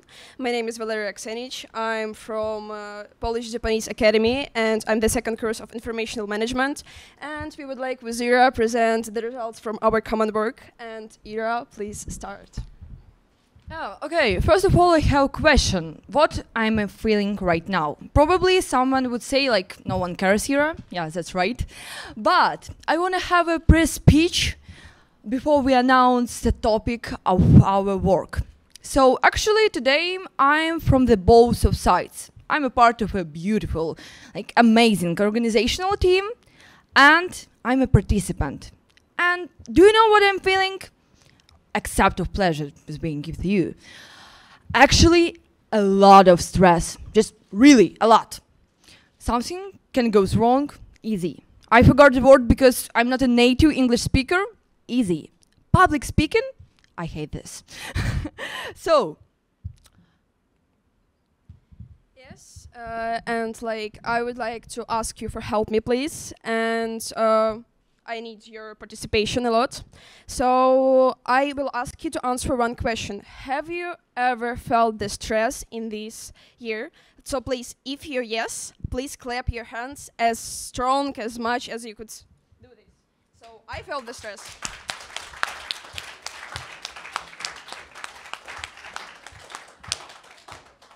Thank you so much for participating, and what you just heard, that the sound of real modern world.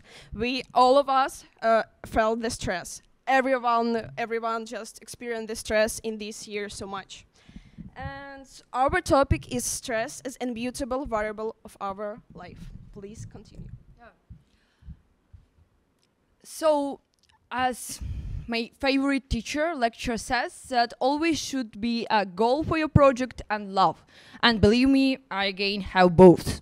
And actually, our goal for this presentation, for our scientific article, is to give you another perception of stress, that it can be not always negative, it can be interesting. And we do not want to show you, in the case of a friend or enemy, we want to show you it as a tool.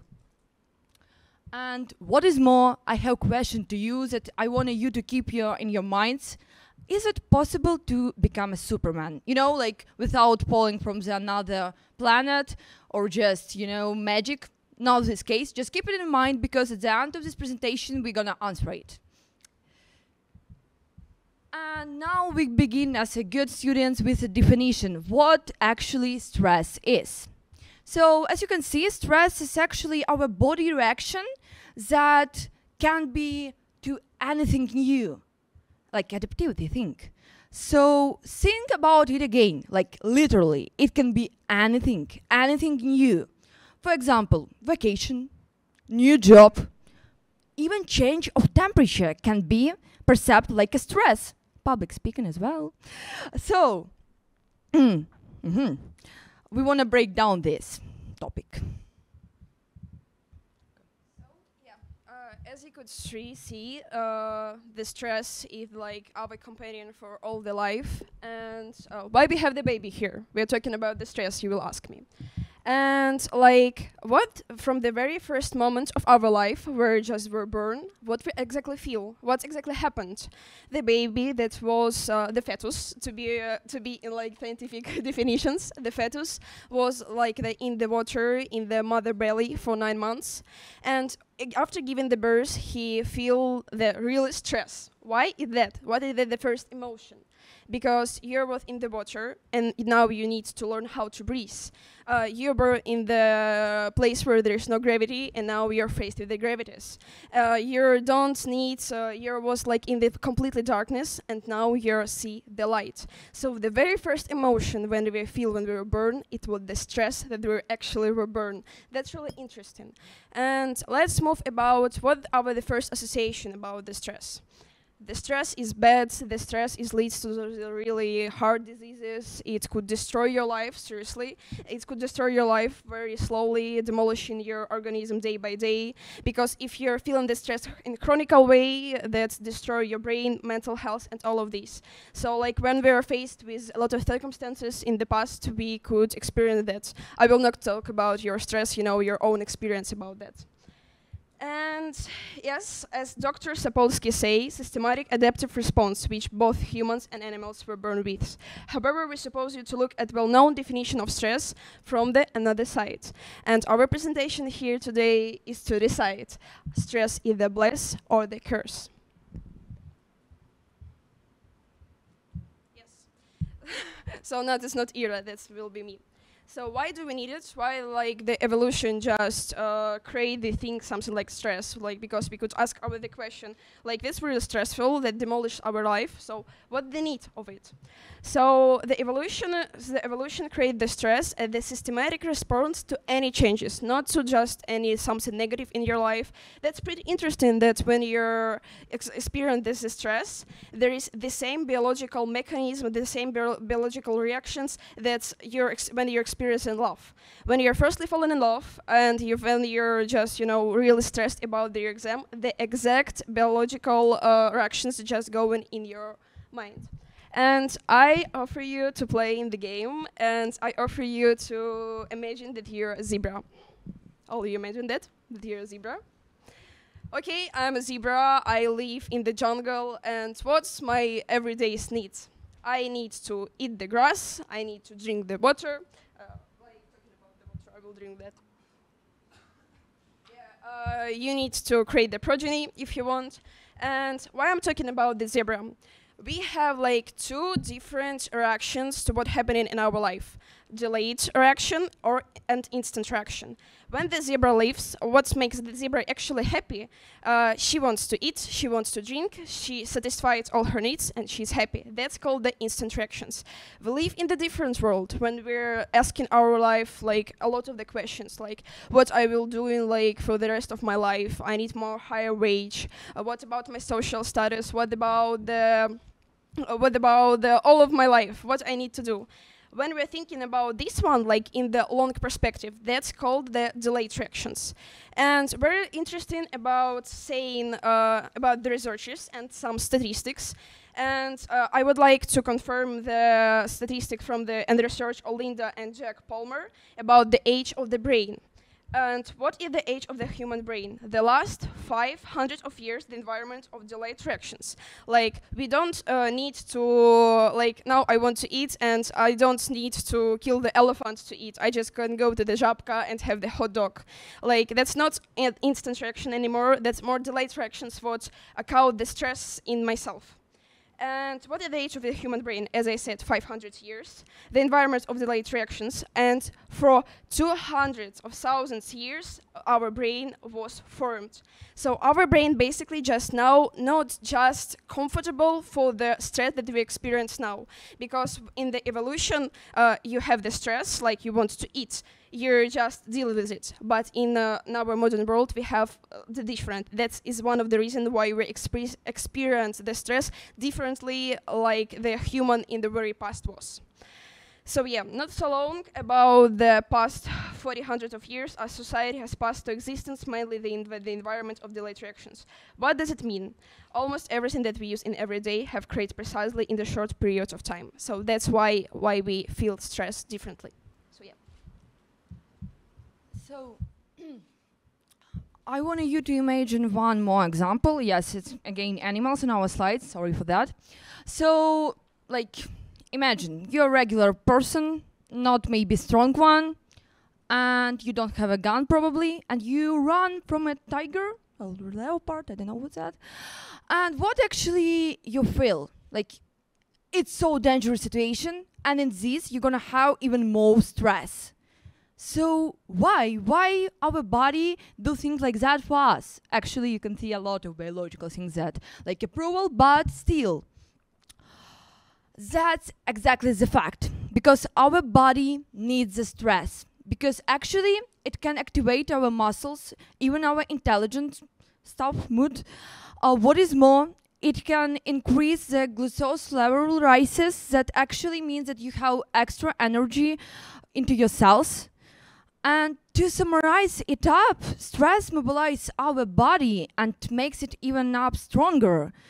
Because the important factor is not to overuse its functions when we are talking about the stress. But still, I hope that this example can actually show you the difference, why we need it. And what is more, since you can't protect yourself from some things, you need to have to live with them.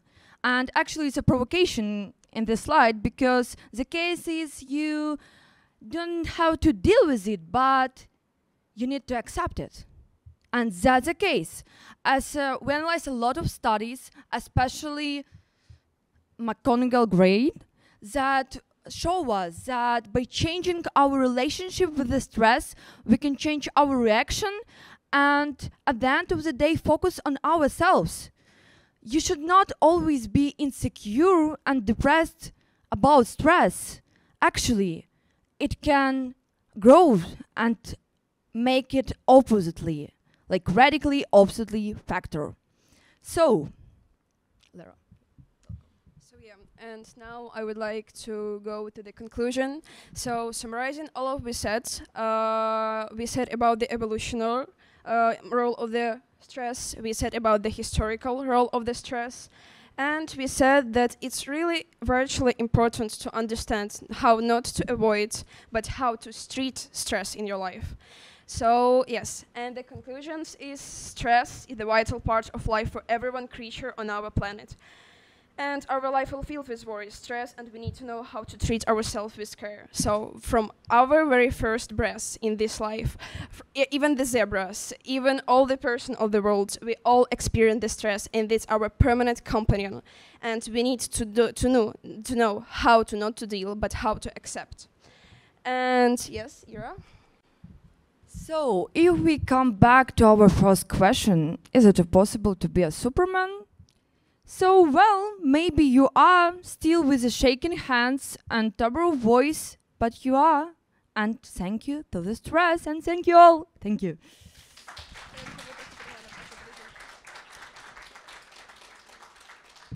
And like that, I think that we would like to say that we already see here like the 5 teams of the Supermans, and 1 team of the Supermans will come and present here. Thank you for being here and for dealing with your stress. We know like the public speaking is not really easy thing to do, and thank you so much. Thank you very much for the presentation, for choosing the topic. It was interesting for me personally. So, any questions from the audience? No questions from the audience. They are stressed, I guess. Questions or comments from the judges? Okay.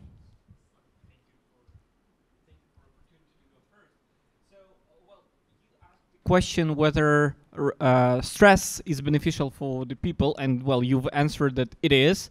But I want to challenge this, asking if it is actually stress that helps the people, or is it the evolutionary process of that learned the human body, or not only human, zebras too, to react to this? So is it stress that is beneficial, or the perhaps the systems in our bodies that protect us from it? Well, hear me out. It's like if I inflict pain to myself in order to become, well, invincible to pain, I will become invincible to pain with time, right? My nerves will dumb out and they will not feel anything, right? So is it pain that is good, or this is the mechanisms in my body that are making me immune to things that I'm inflicted to over and over and again? Okay, thank you so much for your question. It's very interesting, and it's really touches the topic that we're talking about.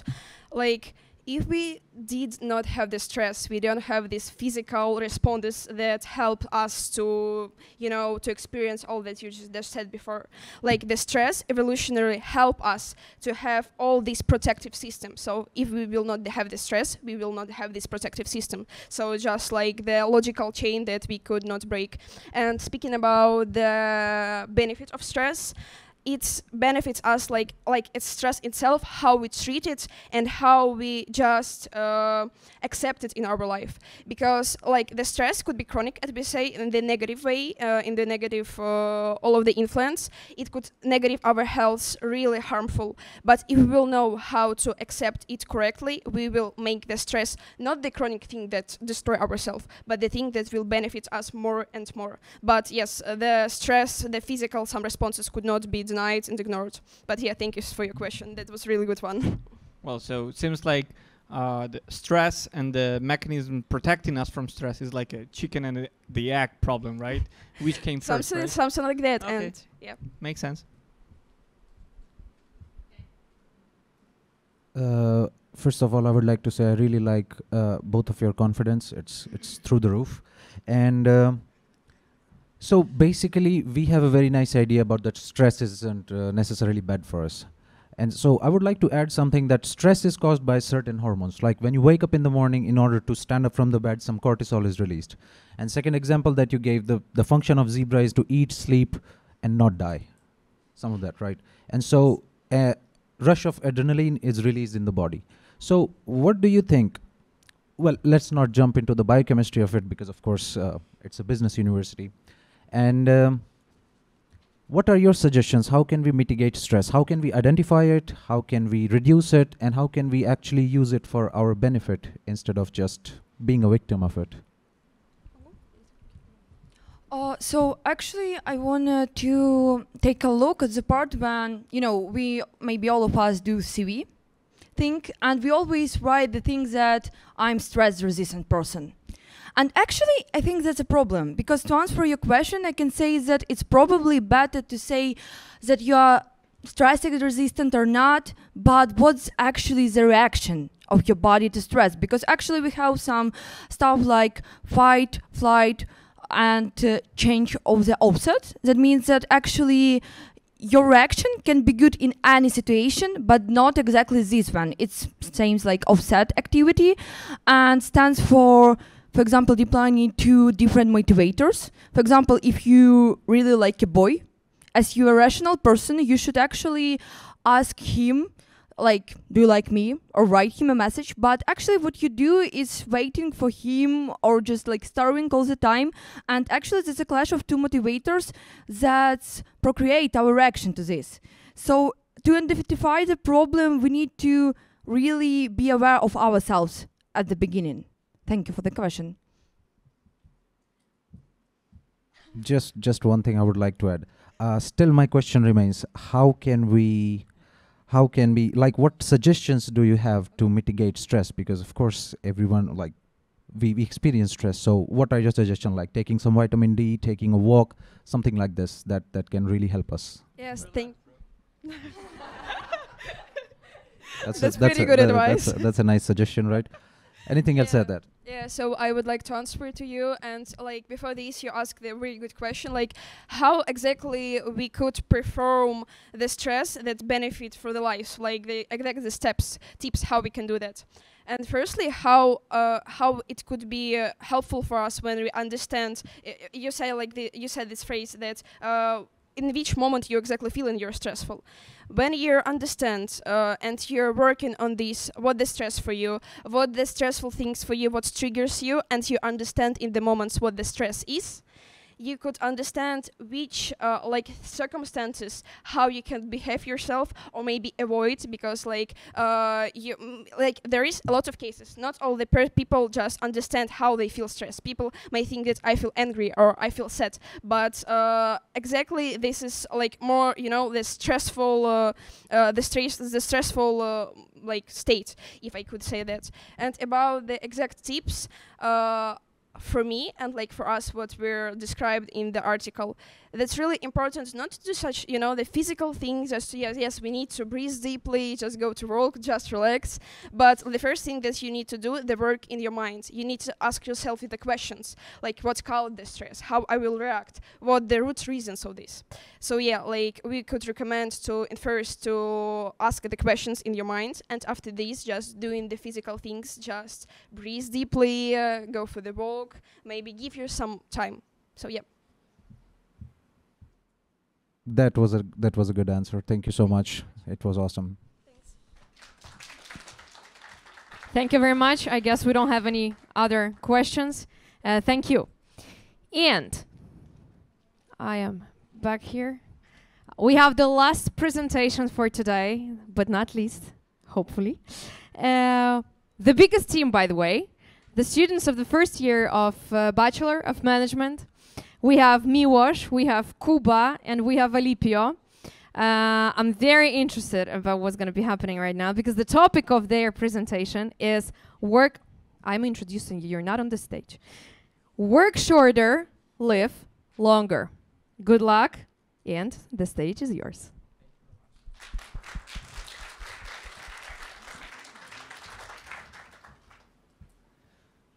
So, ladies and gentlemen, at first it's a very big pleasure and honor for us to stand in front of you and to be one of you. We hope that the presentation we prepared will attract their attention. That's first of all. Secondly, it will encourage you to focus on your own personal time valuation, and it will give you some nice reflection.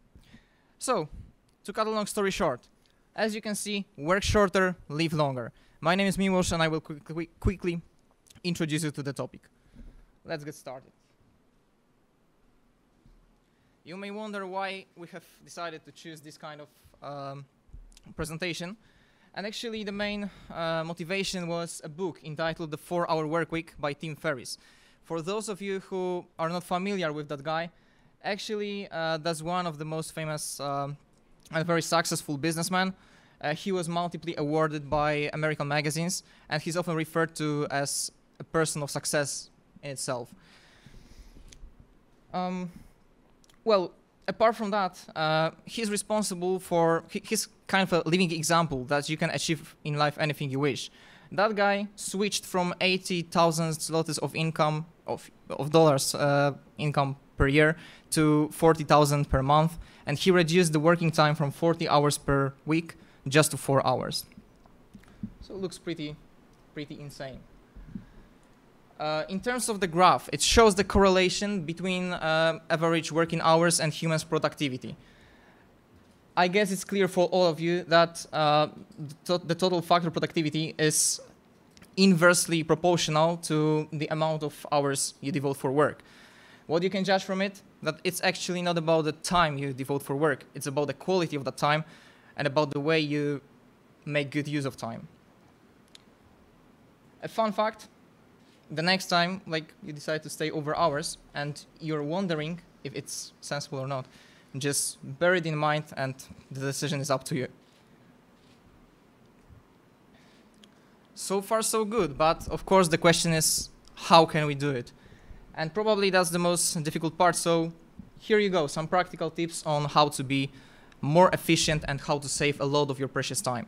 The first thing, I would recommend to check mailbox only twice a day. In most cases, it will be fairly enough for you just to answer all the urgent messages.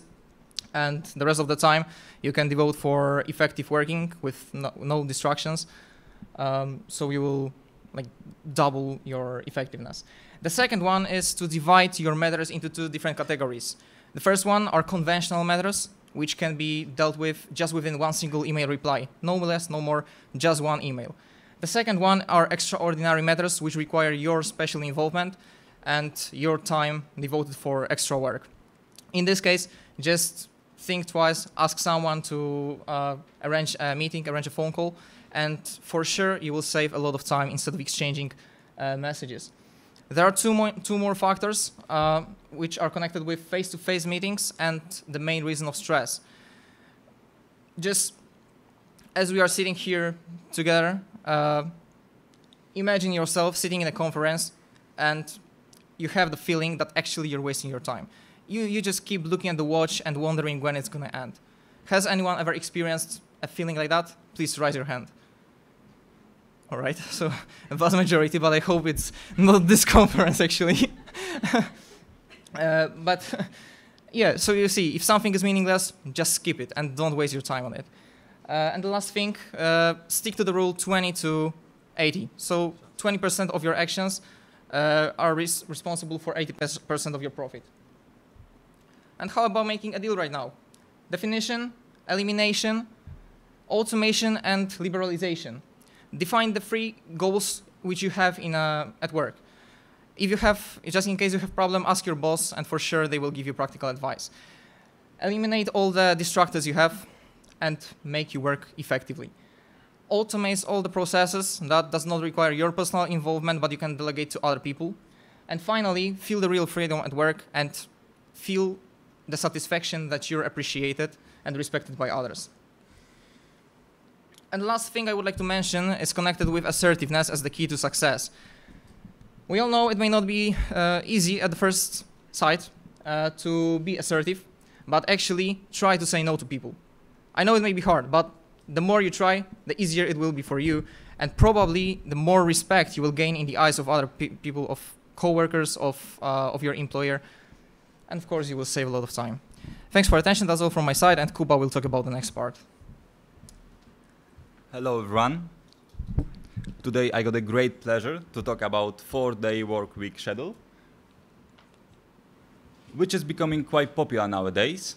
And let's firstly take a look what's this idea meaning for. So the main objective for this concept is to reduce regular numbers of working hours from 40 to 32 and gives employees one additional day off without any pay cut. So some of you probably wondering why government started to consider this option. And answer is overwork. Our society is facing with huge overwork, which causes many detrimental effects on human, such as brain fog, high blood pressure, burnout, depression, lack of time for relationship and hobbies. But the paramount of importance is that government and companies recognize that people can be as much efficient as before, even though they're working less. So the perfect example and evidence that our society is overworked is the Great Resignation, which happened 1 year before in 2021. According to the Labor Department, over 47 million of Americans, I will repeat, over 47 million of Americans quit their job, where the main reason was overwork, for sure, but burnout, lack of fulfillment, wage stagnation, and poor work-life balance. So like we see, one of the main reasons why people quit their job was overworked. Because of that, some countries recognize that this idea to shortening work week is really important. So there is the list of these countries. I would like to firstly talk about Iceland, because Iceland is the leader of this concept. Because already over 85% of the workers in Iceland have option to work in 4-day work week schedule, which is, in my opinion, great achievement. And let's go further. Spain, for example, Spanish government announced that they will subsidize the economy, the businesses, to introduce this idea. However, United Arab Emirates already implemented 4.5-day work week schedule. And let's go further, talk about what are the benefits of introducing this idea. So the main benefits is that workers are more efficient. They have more time for rest, so they just working harder and more efficient is the key word here. And also it's reduced the business expenses because people spend less time in work environment, so they spend less water, electricity, so the business owner have opportunity to pay lower bills. It also reduced the carbon footprint because people committed less, so they are just generate lower carbon dioxide. And last but not least is increase the well-being of employees because they have more time for themselves, so they are just more happy. And the proof that this concept is working is, for example, Bolt company from San Francisco, which is dealing with technology. And according to the research, they experienced that after shifted to 32 hours week schedule, 86% of the members admit that they are more efficient than before, and 87 team members shared that they maintain the level of productivity and service as needed. So we see that this concept is working. But last but not least, I would like to talk about disadvantages. So as every single concept, this concept also have disadvantages, where main disadvantages is that people who working in healthcare, as firefighters, policemen, in hotel service, they just can't afford for 1 day off. What can cause imbalance, inequality in society? It's all from my side. Thank you guys for your attention, and rest part of my presentation will continue my dear friend Alipio. Thank you, Kuba. For my part of the presentation, I will be talking about the correlation between work hours and productivity of humans in general. So to begin this, we'll be looking at, of course, the correlation between the two sides. The first part, I will show you a graph. This graph shows the past few years and how, in general, work hours have been decreasing. And this, of course, there's some outliers. As you can see, in 2000 and 2021, there has been more work. And of course, in the last part, we know the work has been increasing as a result of there's less people in the workforce, more people have to take more jobs, more responsibility in their current jobs, therefore increasing the amount of work hours for people in general. But the trend historically has been a decrease in average work hours or total yearly work hours globally. And this is evidence. It's evidence that work hours should be decreased in future, because as a result of this decrease historically, there has been an increase in general human productivity alongside this decrease. Moreover, the increase in work hours has generally been a negative thing. The more work hours you increase, the less quality you have in your general work. People are tired. Therefore, the quality of work tends to take a dip. So while you might increase the total amount of work done in the end, the quality of it in the latter half will take a hit as a result of the increased work hours. So generally speaking, decreasing work hours won't have a negative impact. As a matter of fact, it might even have a positive impact, as the efficiency of your company might increase as a result.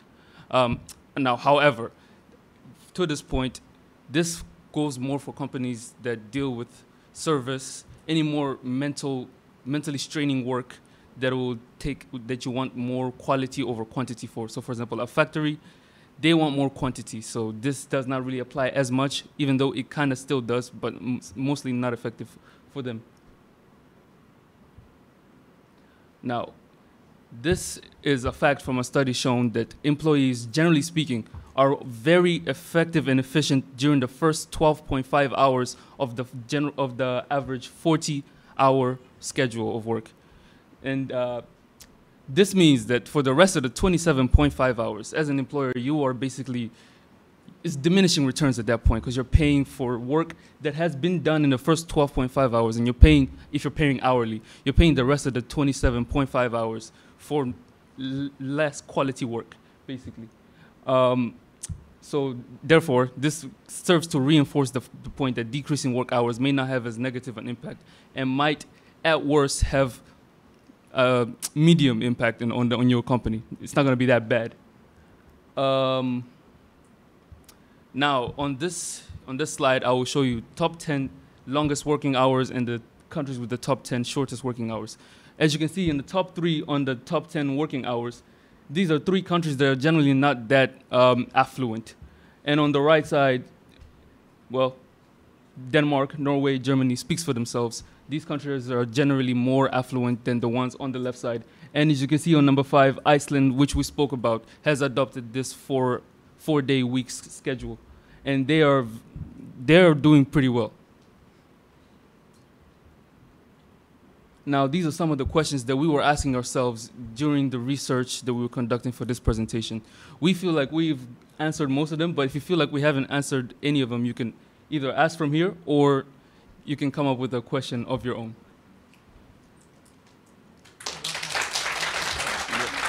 Okay. Thank you for your attention.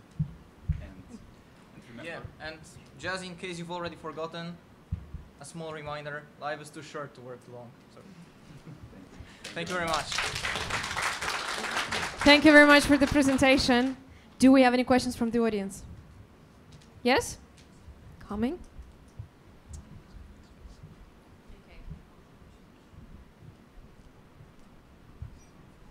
Thank you. Great presentation, guys. And I'm just curious about something. You mentioned productivity, right? I would say that the conventional work week is problematic anyways. I'm not saying that it would be better if we change something, but we have this like 2 days off and then 5 days of work, right? And usually with many people, by the time you reach Friday, you're already done. You're just waiting for Friday to be free, right? Yeah. So as the week like proceeds, you just start to lose your productivity. But when you introduce one more day off as this work, 4 days of work a week thing, Don't you think it would be, I'm just curious about your opinions, don't you think it would be more productive if you put that free day, not on Friday, as I saw in your presentation, but somewhere in the middle? For example, you work Monday, Tuesday, then you have the Wednesday off, and then Thursday, Friday, and you also have 2 days off, so that you won't have to overwork and have that anticipation of when the work is gonna end, basically. Because, like, to be honest, nobody needs Wednesdays. Like, it's not a very significant part of the week. I would say that adding this free day as Friday, it's give workers opportunity to don't think about work at all. You know, we have 3 days off, so let's say, like you said, that maybe put this 1 day off in the middle of the week, yes. So it can be cool. It can be also a good solution. But however, I pretty convinced that it can don't really reduce our stress, because we will still thinking about our task or duty which we need to do. However, if we have 3 days off, we just can relax. We can go to the Zakopane or whatever you wish, and I think it's cool. Like one more question. Are you sure? Okay. So my question would be, since you talked about productivity decreasing the more you're working for, how about instead of like, why don't you think, or do you think that it would be more efficient to, instead of reducing the working week by 1 day, keep it as 5 days, but make the working hours shorter each day? I don't know if it makes sense what I asked, but yeah, of course, I get what you mean. Actually, at the very beginning of the presentation, we managed to show you a very drastic comparison. You know, the pure idea of a 4-hour work week seems like abstract for all of us, because I guess no one here is able to work 4 hours per week.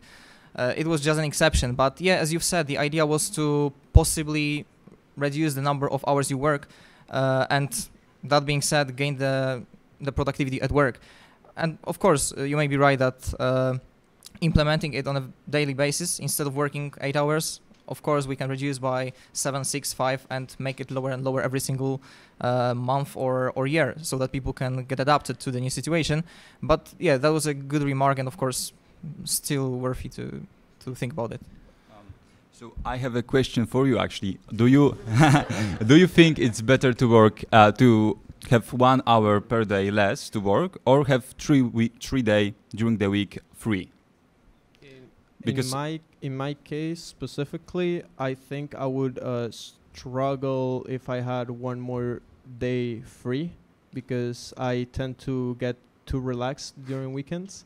So so I appreciate that you are really hardworking, because personally I would prefer a 3 day off, but I respect your point of view and think it's also we can also the solution can be like you mentioned. I don't think it's really about like being more hardworking or not. It's just how you prefer to manage your time, right? I guess there are people who rather have more hours during the day than like have a day off, but it depends on each individual. So yeah. Yeah, actually a very good point. You know, the best solution would be to adjust the working schedule to your own preferences, and probably then if people had the freedom of choice, it would be just the perfect example. Yet the working environment does not work in all the cases like that, and sometimes we have to stick to the regulations. So that was like a general point of view. Yes, we have another question running. Here we go. It was a really nice presentation, and I really loved this idea and concept of... Sorry, we didn't hear you. We don't hear you, sorry. All right. So I really love the idea of this concept, and my question is, you showed a list of countries with longest working hours and shortest working hours. On the both of them, we can see countries with a really strong economy. In one hand, in the longest working hours list, we can see China, Singapore, and really strong Asian countries. And on the on the right side, we have Germany, Luxembourg, and France. So my question is, what would be the main motivation for countries somewhere in the middle for switching their countries to this schedule? And what would be main benefit for the government in general? I mean, the idea of our presentation was to talk about increasing efficiency generally for work. So that's one of the main benefits that we assume will come from this, from adopting this 4-day schedule.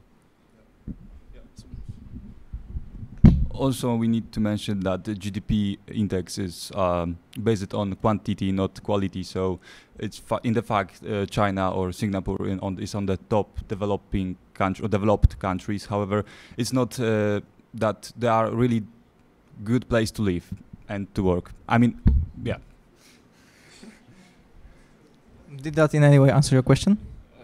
Okay. Well, what he meant to say was the GDP is higher, but the GDP per capita might not reflect the same in the same terms, basically. Okay, did they answer your question? Okay. Do we have any comments or questions from the audience? Yes, I knew that's going to be him. Students, I'm really proud of you. First of all, it was a great presentation. So, from 1920s, the number of working hours are inversely proportional to productivity. That's what you said, like it's going down, right? So don't you think that because of increasing technology, the productivity could be going higher as well, not just they could be based on the labor hours? That was one of my points, but I was too nervous to mention that, so unfortunately, that's my bad. That's my bad. Okay. That's my bad. But yeah, I was going to mention like the improvement in technology, and I was going to give the example of automation in factories. The fact that increases productivity. Yes, that's part of it. Okay, just one more question. So you said that 47 million people quit their jobs in America because of quite a few factors. And one of those factors was poor work-life balance, because I think because of 4-day work week, we will be targeting this point specifically. So what percentage of the quitters basically had the reason because they had to quit because of poor work-life balance? Do you have any idea? So in terms of the percentage, it was actually really pretty hard to find the exact number or the percentage as you wish. But well, the main point was just to show that these people quit because they could not, even though they earned good money, they had pretty reasonable salary, they could not really focus on their personal life, and they could not find the proper work-life balance.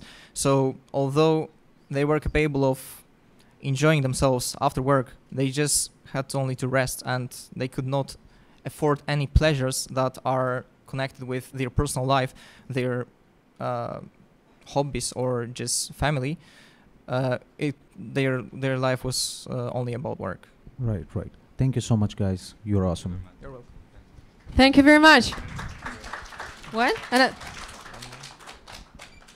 Let's suppose that a country is thinking of making this transition. How to go about educating people on how to be more productive without making them feel like they're being milked for productivity? How would you educate people before making this transition to a 4-hour work week? Yeah. Can you repeat the question from the start? I missed the beginning part of it. Let's assume that a country wants to make a transition to a 4-hour work week. Mm-hmm. It can't do this out of the blue. The people have to be educated first, correct? Yes. How to educate people without making them feel that they're being milked like cows? Well, the work hours being decreased, so essentially they won't feel like they're being milked. Yeah, but they're being inundated with a lot of information that is highlighting the importance of how much they produce. Okay. Productivity, production. Yeah, I mean, that's already the language between, in most work areas. If you're not efficient, you're fired, is it not? If you're not doing a good job, you'll be fired. So productivity is part of work. So they already feel like they're being milked. We're just saying we're decreasing the work hours to, say we're decreasing the work hours to make sure that we're milking them less, for lack of a better term. Mm-hmm. and how to educate people for this. I don't think so. We can actually educate people with this case. I would say rather that government can introduce this concept as regular one. For example, if we back to the 50 years back, let's say the norm probably was 50 hours per week. Yes. So changing this, I think the government have the most power to change that, and companies, and recognize that is actually more than sufficient. Can I just add one more thing? Actually, according to your question, I guess they will educate themselves. If you have the same number of lower number of working hours, same salary, and the ability to leave work earlier, I think you will draw conclusions in the right way. So, okay, so you should just pick up the book titled 4 Hour Work 4 Hours of Work. 4 hour working. Okay. Yeah. Exactly. I'll go do that. Thank you for question. Any other questions? You have a question? Yeah, I do. So, well, the concept seems perfect on paper. It does, and obviously we all would like to see some experimentation on this. And as you have shown, Bolt has experimented on it. So, first of all, do you know of any other experimentation results, like anyone else experimented and reached positive outcome? Well, there's a bunch of companies which actually tried this concept, but one of which comes to my mind is Microsoft in Japan. So it's for me surprising because Japan is well known from hard working culture. However, they also try to introduce this concept and introduce this concept for the work week. Schedule, and they actually experience a success. Definitely, Japan needs it as no one else, obviously. Yeah, but so my question is, on the example of Bolt, you were saying like 80-something% of people were working more efficiently according to the managers. So how much of this 80-something% do you think might be a bias due to the fact that by saying something positive about this 4-week schedule, managers are trying to renegotiate their schedules just to have less time on work, and they just want to have it, and they're just lying in order to reach it. How much is it possible? Well, it's interesting. I mean, it's a good point. However, unfortunately, I need to be honest that I don't have this knowledge. We didn't find this on our research. What about your opinion? On my opinion, I would say, it can be true. However, we see that that it's not only one company who introduced this concept. So maybe it's really working. Maybe some percent, that's 5% managers say, okay, I will lie, I will put that. It's not working, but. If we see that this phenomenon is repeatable, I mean, some country repeat this and they experience success. So I would say that is actually working. Well, I think I share your opinion. And one more question, short one. Can I reference to you guys the next time I'm being harassed by my students to check the exam that was yesterday and I'm not done yet? Can I say, you know what, 4 hours per day, no more, and something like this? Well, of course you can. We do not guarantee a success for sure, because students are students. Well, I hope this part will be on the YouTube video. I can give you a workshop on how to check all the exams in one day. They can prove it. I do it. Oh, yeah, that's really cool. Right. And apart from that, you can look at that from the other perspective. So if you check it just within one single day or within this 4 hours, then you're done and you do not have to waste your time the other day. But I'm just saying. So. And everyone is happy. Okay. Everyone is happy is like when I'm not checking, just putting 100% for everyone. Yes. And that takes a little time. True. So thank you for your comments. Do we have any other questions or comments? Controversial topic. Okay. I'm sorry, I was just thinking, like, there are situations when, like, in 5 days, like working week, I cannot go to the bank or to any governmental structure, and now I think, okay, I will have even like one less day to do this, and like it freaks me out because there are just places where people are serving other people and getting money for just being there, and like I don't know, it like maybe it's just a matter of transition, and like maybe I'm just from another culture which doesn't value rest so much, but yeah, I think it will cause a little bit of problems. Yeah, we get your point of view, and actually that was Kuba's part that he mentioned. There are some exceptions in terms of those short week concept, because in terms of transportation, yeah, as you've said, banking system, or any other services that need to be constantly carried, like for example hospitals. Of course, you cannot make 3 days in a week free just for the sake of people and their satisfaction, you know. So yeah, except for those few institutions that probably would not go well with our idea, we can apply it in any other parts of our society. But also one solution which came up to my mind is that we can also make schedule. Like, okay, I mean, for sure, some people will not.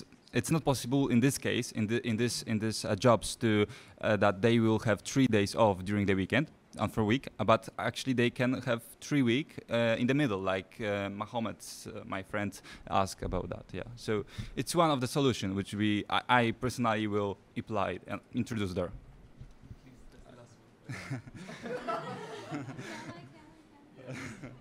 Yeah, sure. Wouldn't this create an upsurge in people desiring to have a job that is officially only has a 4-day work week, and creates underemployment for other jobs that have to be working on every day? I mean, sure, there are limits to how many people you can hire, but would people just simply stop wanting to have the jobs that have to work full week, where they have to work the full week? Yeah. Yeah, so like the main idea of your question is not to exaggerate with the amount of people leaving their jobs earlier, yeah, and their feeling of freedom, or something like that. Yes, the assumption is that people wouldn't want to work those jobs, and they would be unsatisfied with working jobs where they have to work for 7 days, or okay, maybe 5 days, the conventional, and always be dreaming of having a 4-day work week. So I'm not sure if I will answer your question correctly, but you're from the aviation faculty, yeah? Yes. Yes. And you've chosen actually this kind of studies and your future work, I don't know, as a pilot or just at the airport, and you're aware of the fact that it's also kind of an institution that will be working 7 days per week, 24 hours. We have a limit of 30 flying hours a week. Yeah, sure, but still, like people who will employ you will give you just certain comments, and you will have to adjust yourself to them. So even though, yeah, like your question may be really kind of, yeah, catchy, and it is difficult to give one clear answer to yourself. I think there will be no, well, sure, like maybe just switch to Ali. Sorry. I feel like your question, right? Your question was people in other jobs want to work on the jobs with a 4-day week schedule, right? A 4-hour week schedule. Correctly. Right? Okay, so I Since feel like not all jobs would be equal then. Yeah, so I feel like that part. There's current jobs right now that people want, that people covet a lot, but in that case, I feel like it's gonna fix itself, sort of, in my opinion, over time, because there's only so many slots in a job. So you either have to go and apply for another job or be unemployed. It's your choice, and I feel like that's gonna sort itself out at this point. See, this is exactly the culture that I mentioned earlier, like milking the cow. Okay, I won't torture you anymore. Thank you. Thank you. Thank you. The question I'm afraid to ask, do we have any other questions? No? Guys, thank you very much for the presentation. Thank you very much. Well, It's been a while since I came here today for the first time. Dear students, dear judges, dear organizational team, we are done with the presentations. Thank you very much. What's gonna happen now? What's gonna happen now? I'm not gonna have this long speeches and everything. We're gonna have a short break. We have the coffee, which is needed for someone, I'm sure, for you over there for sure. Coffee, tea. Well, anyways, we're gonna be hosted by our wonderful team. Dear judges, please stay with us for 5 minutes. We're gonna have our wonderful.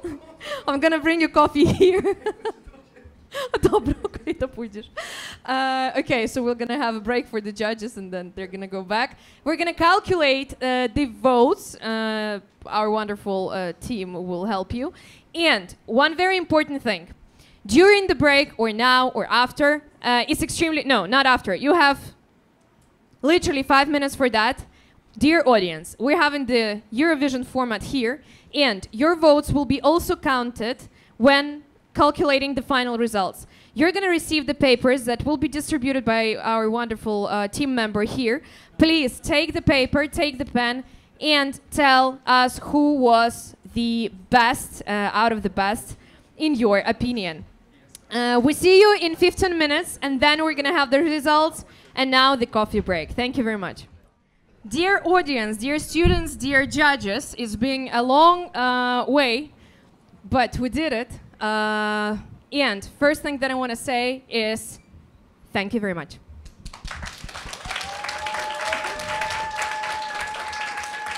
I think we all did a great job here. It was interesting. It was full of, you know, on behalf of the Faculty of Economics and Management, I just want to say that we're really glad that we have students like you.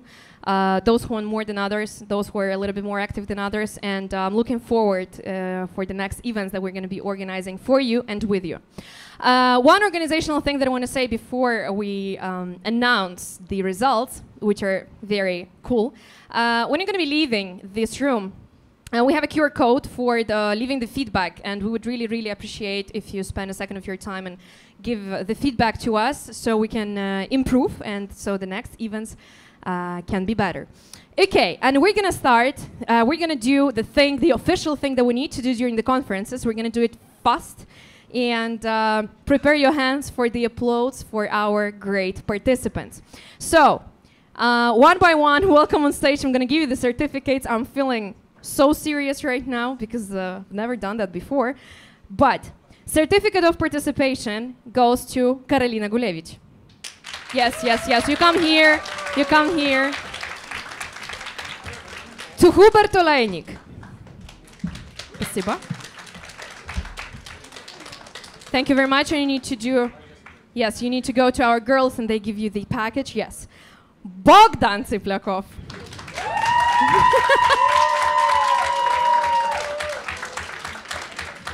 Miłosz Czerwik. Yes, yes, yes, yes. This is for you. No, that will be a cool thing if all of you, yes, you're going to be staying here and waiting for the results. It will be cool. Ali Piochamba. Yes. Jakub, you can also go with them. Applause to Jakub. This is for you. This is for you. Valeria Aksenich.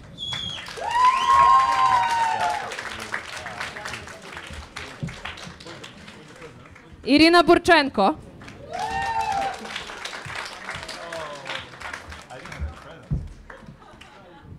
Maria Mamczur.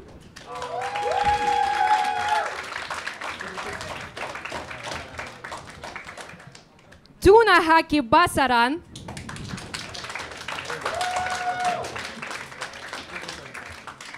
Alexandra Yarushina. Luca Conti. And that's it. That was fast. So, we have a mess here, but it's okay. And now, the moment of truth. I'm a little bit nervous. We've been calculating the votings, and, well, I was not. My colleagues from the team were calculating the votes. Fun fact, we have the same results from the judges and the same results from the audience. Before, how do I have to make this pause?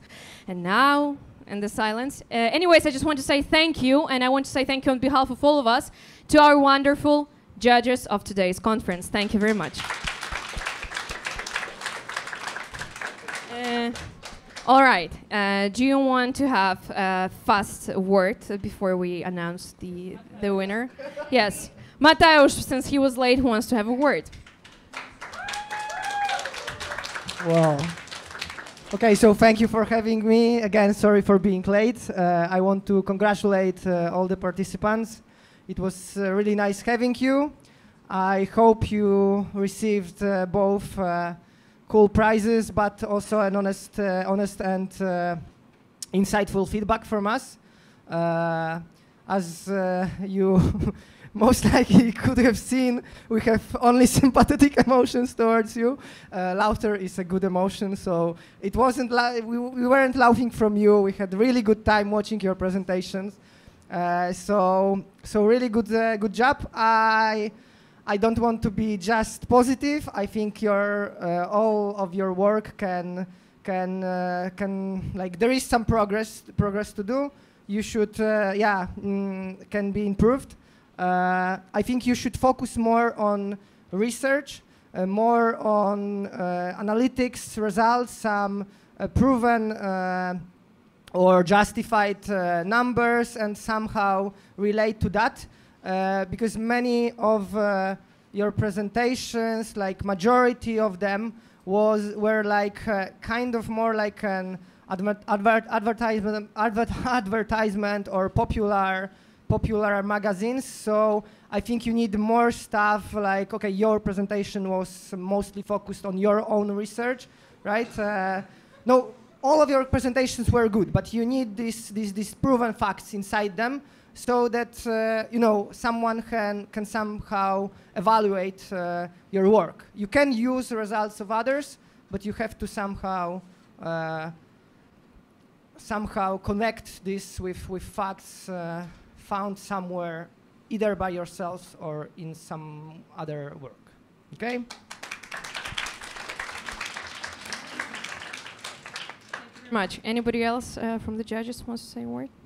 Well, I think Mateusz said everything. Okay, I agree. Thank you very much once again for being such a wonderful judges set. One more. Okay, so the results. I don't have this thing like I'm just too emotional. I want to give you all the information straight away, and that's what I want to do now. We don't have the third, the second, and the first place here. We have just the winner of the contents that we have during this conference today. And but while we were calculating the points, the maximum point that the team, one of you, got was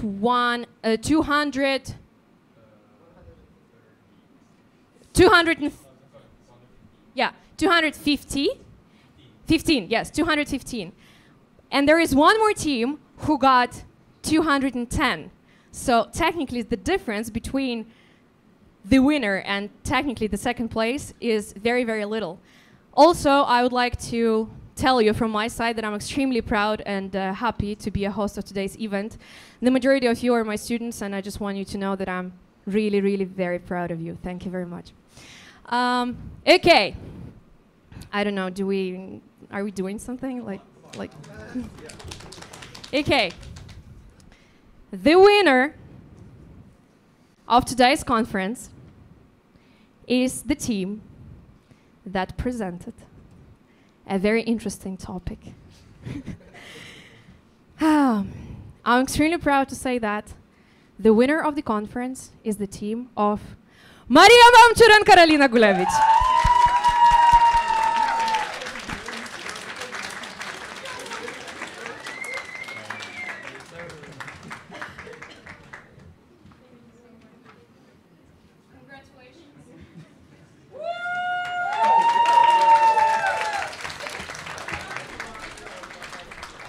We also would like,